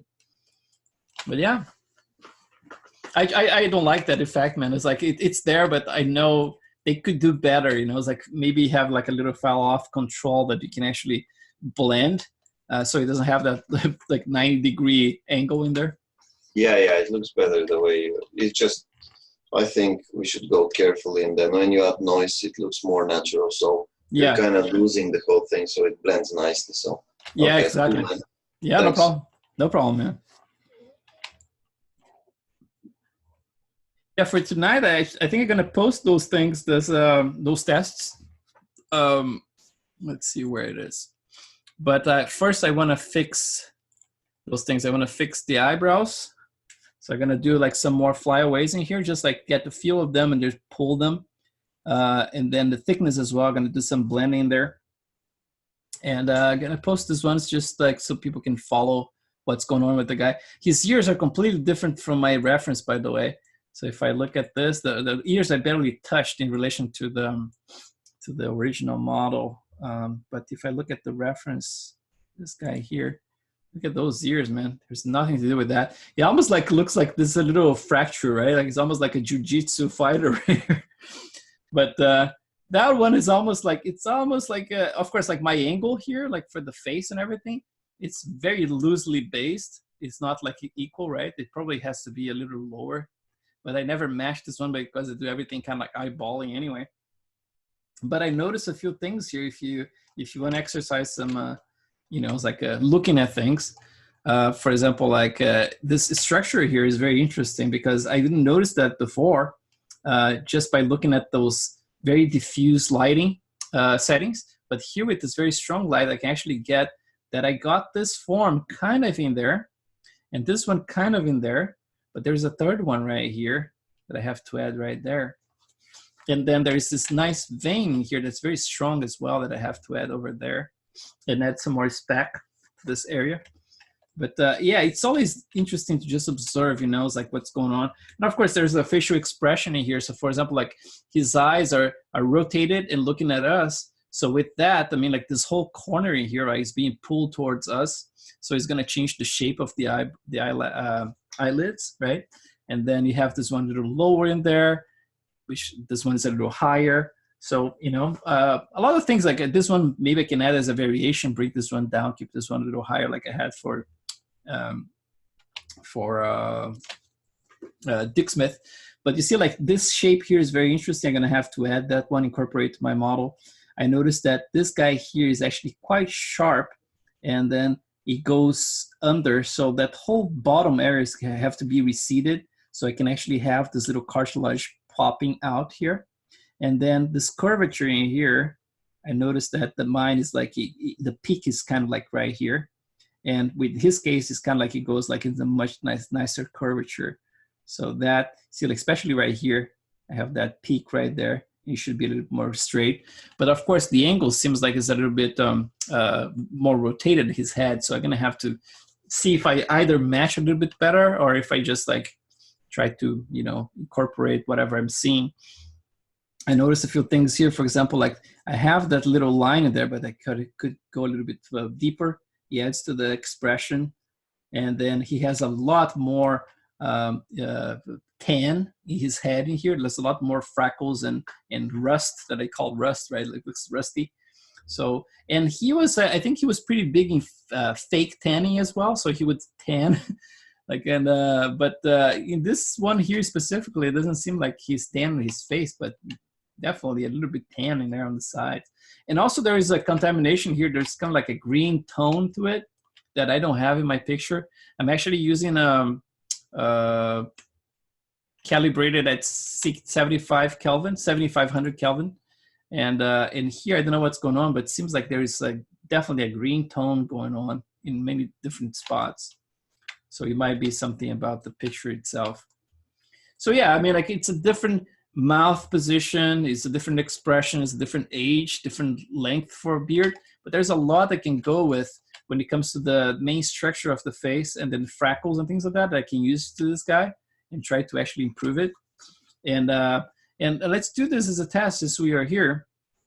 Let's switch to one of those fancy HDRIs and see if this is holding up. You're definitely going to get more of specular than before, because before it was very, very plain. So let's go to here. And I have all those things. You're going to see like it's not very organized at this point, right? Because everything I'm testing. So I have this flash photo right here. Going to just turn it off. So to make sure, okay, turn off the flashlight. Oh, and the flashlight is working like this, by the way. If I go to this is the camera right there. And that's the offset I have. So it's the distance between the camera and the subject. And then if I look here, that's offset to the side, right? Someone's kind of like holding with the right hand and holding like that. And then I have this one actually constrained to the camera. So if you click the camera and then click the light, you can go to animation and you can just say like constraint and just like parent.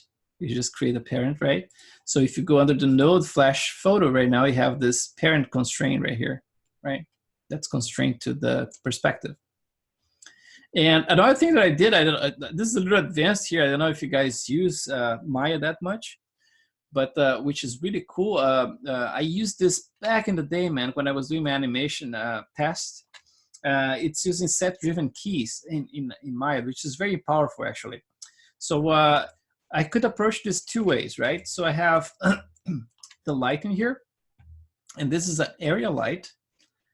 You see I have my constraint plugged into intensity. Actually, not the constraint. I have a set-driven key plugged to my intensity here. I'm going to show you how. So I have the area light, and I set it to disk, right? The default is quad, so I set it to disk to get like nice round reflections. I turned off normalize. But in this case here, normalize would be very useful, because what normalize does is this. If I turn it off, now it's physically accurate, right? So if I have a small light source and I put a certain intensity in there, If I make it bigger, the intensity is going to get bigger because it's a bigger area, right? If I make it smaller, the intensity is going to get smaller. But if I have normalized on, then it doesn't matter what size I make, the reflection gets bigger or smaller, but the intensity is always the same. So in this case here, would be very useful if I did that. But at the same time, I wanted to make sure that the reflection in the eye was actually physical. So if I have like a flashlight that's this big in relation to the head size, right, is this big right here. So you see like maybe half of the face, or the width of the face. I want to make sure if I'm going further, I'm going to see it's smaller and smaller. If I go closer, it's going to get bigger and bigger, because I want to make sure that's an actual flashlight, a physical thing being held. So in order to make it work, because remember, like if this is a certain intensity, if I got too close to the face, you would get like overblown, right? Like the intensity would be too much. So the way I'm actually tweaking this on the fly, so if I get like closer, for example, to the face in some of those shots like that, right? The intensity goes higher, lower and higher. So you're gonna see this blue intensity right here. You're gonna see as I go through the frames, it changes the intensity in there, right? So the first thing I did, I constrained, like I said, like select camera, select the light, and then click constrain, and then by parent, right?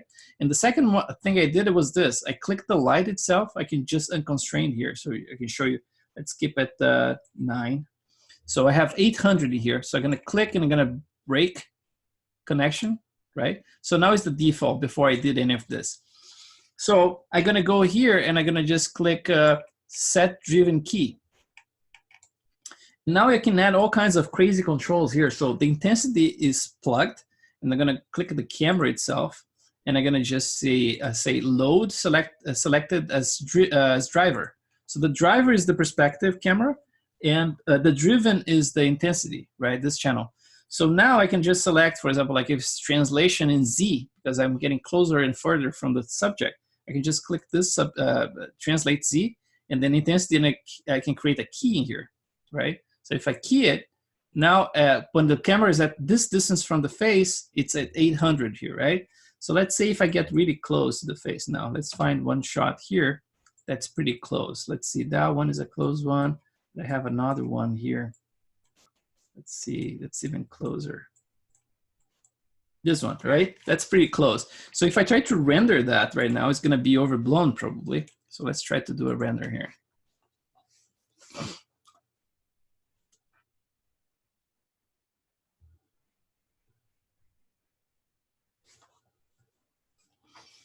Take a minute to calculate.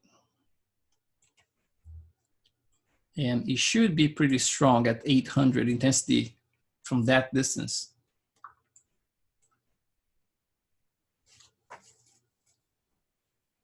Come on, Maya, I can do it. It has to load everything again. Okay, I hear the engines.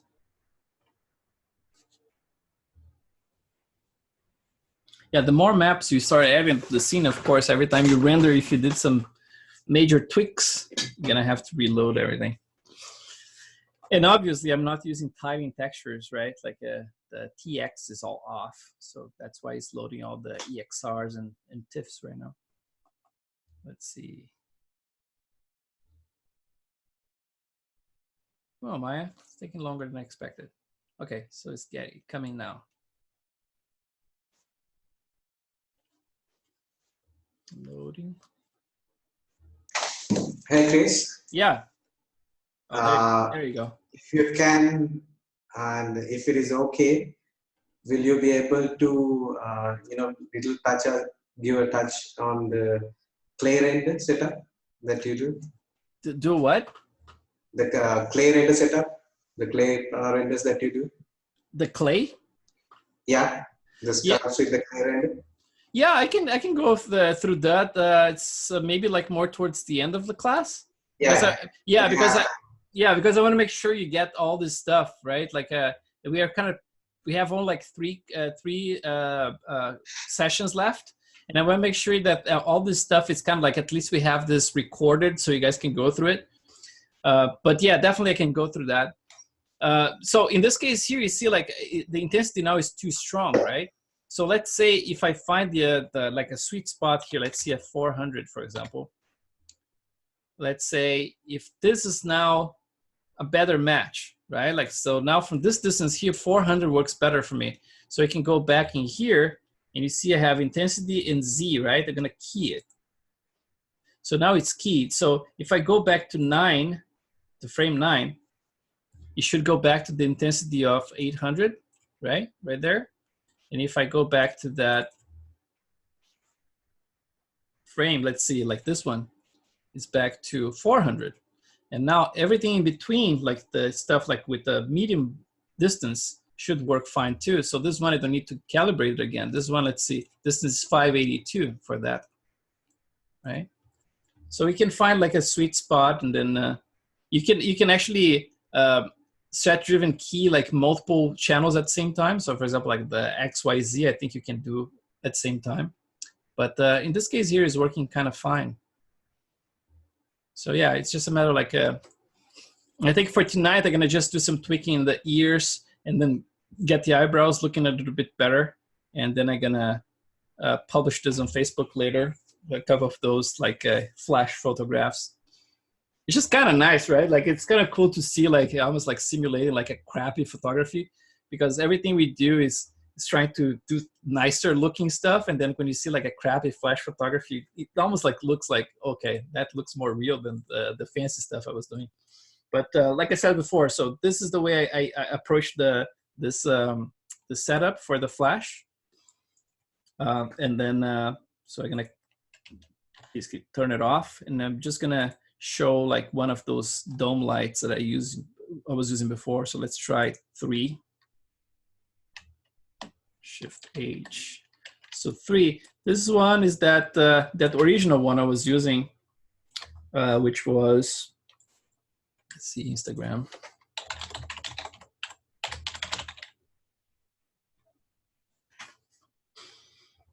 Which was this one here, right?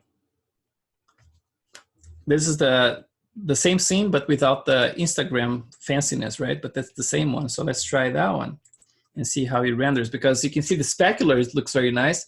Oh, by the way, I have to update you guys. I can do this first time tomorrow on the shader network, because what I'm doing here to create this nice kind of like oily skin is to actually use, like I was telling Carlos at the beginning, the coat very broad spec. So for example, if I select the model in here, I can go through that right now, and I go to my skin shader, you're gonna see this. I'm using the code instead of like something for creating something that's completely wet. It's actually to create something that's very, very oily and broad spec. So my specular right now, it's at the 850 using that map from ZBrush, right? But then here, if I go to the coat, see, like I have like the roughness all the way up to 400. So it's very broad spec.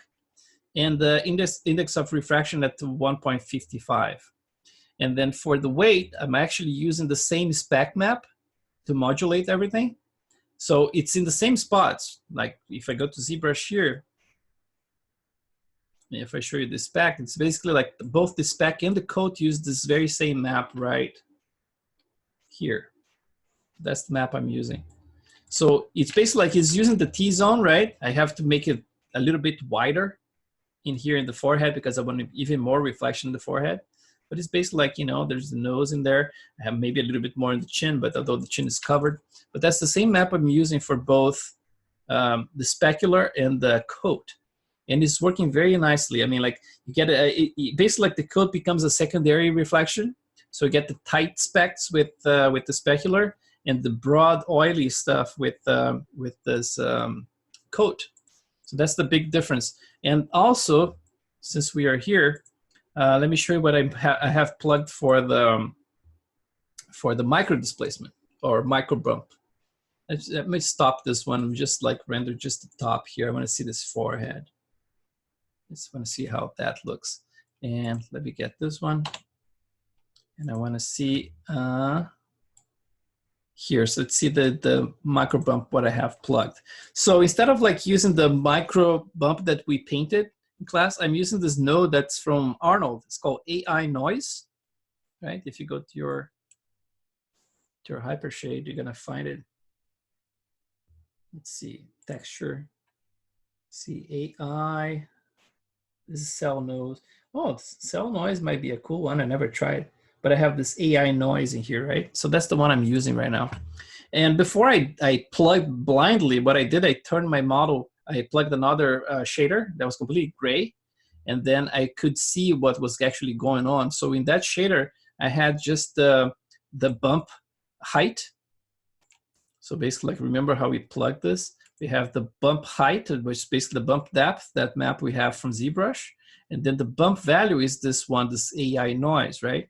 So the noise, that's basically the settings I'm using here. Is like a octave 7, then this one 129. Basically, like, you can copy that screen if you want. And that's basically the noise I'm using right now. And then I'm modulating the height of it by using the map from ZBrush, this one, right? The bump height, which is this guy. Not this one, this one. Right, so that's the map I'm using for height. And then sometimes what happens is that when you bring the map in here, you don't see the results straight away. And then if you go to color balance here, sometimes you have to crank the exposure. Sometimes by default at 0, you don't see anything different. And then when you start cranking the exposure, you start seeing more and more of it. So in this case here, I have to crank all the way to 5 to be able to see that. But I actually got the result, like a visible result. That the thing that I was looking for when I plugged this one instead of like the manually painted textures is that the tiling was actually bothering me. And I thought about if I have something that's, you know, it's like it's kind of flawless, you know, it's just like a fractal thing, procedural material, you know, it's like I would not have those seams. And that's actually what happened. So I didn't render like super close-ups just yet, but I think it's working fairly well, you know, it's like to break up the spec a little bit further. So, oh, I forgot to press render here. But let's see, like from close up, the forehead. See if I can get that to render fairly fast. And Carlos would be proud of me because I'm using only, let's see, 8 for anti-alias. He's gonna think it's too much. But anyway, it's rendering fairly fast. So you see that whole chunk is already resolved. And you can actually see the direction that I was talking about in ZBrush. So you see those micro lines going vertically. So that stuff is already there. I had some of the veins in there, but I have to make them thicker. But starting to really break up this back fairly nicely. Yeah, it's hard to judge like when it's just like chunk like that, but in the context, it looks pretty nice. And yeah, that's about it, guys. It was action-packed today. We had lots of emotions. We had like car chasing and all kinds of stuff, crashes and explosions. It was like Michael Bay stuff. No, seriously, I think there's a lot of very useful information today. You know, it's like especially this stuff about how to approach the eyelashes and eyebrows. The eyelashes to me was a new thing. Like I said, I thought it would be complicated because I always kind of like, oh, let me just do it with the geometry. But then the amount of control, you know, it's like just controlling the shaders itself and thickness and all kinds of stuff is so much easier. And the great advantage is that if I morph this character into some other character, as long as I keep the eyelashes like the eyelids fairly in the same position, I can actually reuse them, you know. So there's a lot of grooming possibilities in there. We can talk about tomorrow as well about the XGen, like easier ways to transfer grooms from model to model. I can show you. You can do that based on UV, which is the best way, is the fastest way too. And go through some other like technical stuff. But I would like to go like from now on, maybe like for the next 2 days, to actually really let you guys be the fly on the wall, at least like the first hour, right? And I'm not gonna be going backwards because I'm doing a lot of stuff backwards, like redoing stuff that I'm doing over the weekend because I don't want you guys to miss any step.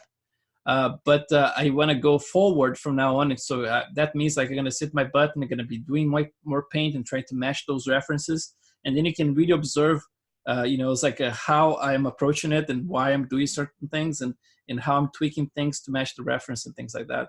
So I hope you guys are appreciating. I hope you're still excited, not too scared of all the new information. But like I said before, I mean, like you have all this stuff recorded, and it's like you have no obligation to follow my rhythm, because I'm doing this for a while, and it, to me, it's like it's not, in a way it's easy, you know. It's like, but of course, like every new model has a different challenge, and it's been great for me to just learn new things and incorporate to the next models, you know. Always planning like to revisit my old models, incorporate some of this stuff nicer, you know, it's like specular and things like that. So planning to do this in the future. So not only you guys, but I'm learning a lot too. So thank you, and see you tomorrow, and in the group as well, Facebook. Awesome job, guys. Everybody, like I'm liking seeing everything. But like I said before, let's put some effort in the renders. You know, we want to see stuff like rendered, and then it's very important to have a benchmark. You know, it's like you have a render that you can actually you know, try to copy some reference in terms of, you know, if you have an HDRI, if the light's kind of like from the top, get an HDRI from an HDRI haven that has a little bit more top light, or spin your globe, you know, it's like your dome, until you have a light in a certain position that kind of mimics that light. Or you can start with just like a area lights that can help you with that. And once you have a base, you know, it's like to go, then it's easier for you to observe like the forms and everything. It's impossible for you to know the depth of certain things by looking at the flat light, you know. It's like, so if you have like a light that actually mimics the reference, it's always easier to go that way. And it's easy to analyze what's the next step, you know. It's like, okay, now I know I have to tweak that, you know. It's like my render is here. Now I know I have to tweak the eyebrows and things like that. But you need renders for benchmarking, because you cannot trust ZBrush lenses at all. Not even the new one. I'm not trusting it at all. So I need to see the renders, and all my changes are not based on what I'm seeing in ZBrush. They are all based on the renders. So good job, guys. Let's see more renders, and let's kick some ass. See you guys tomorrow. Thank you, Kris. See you tomorrow. See ya.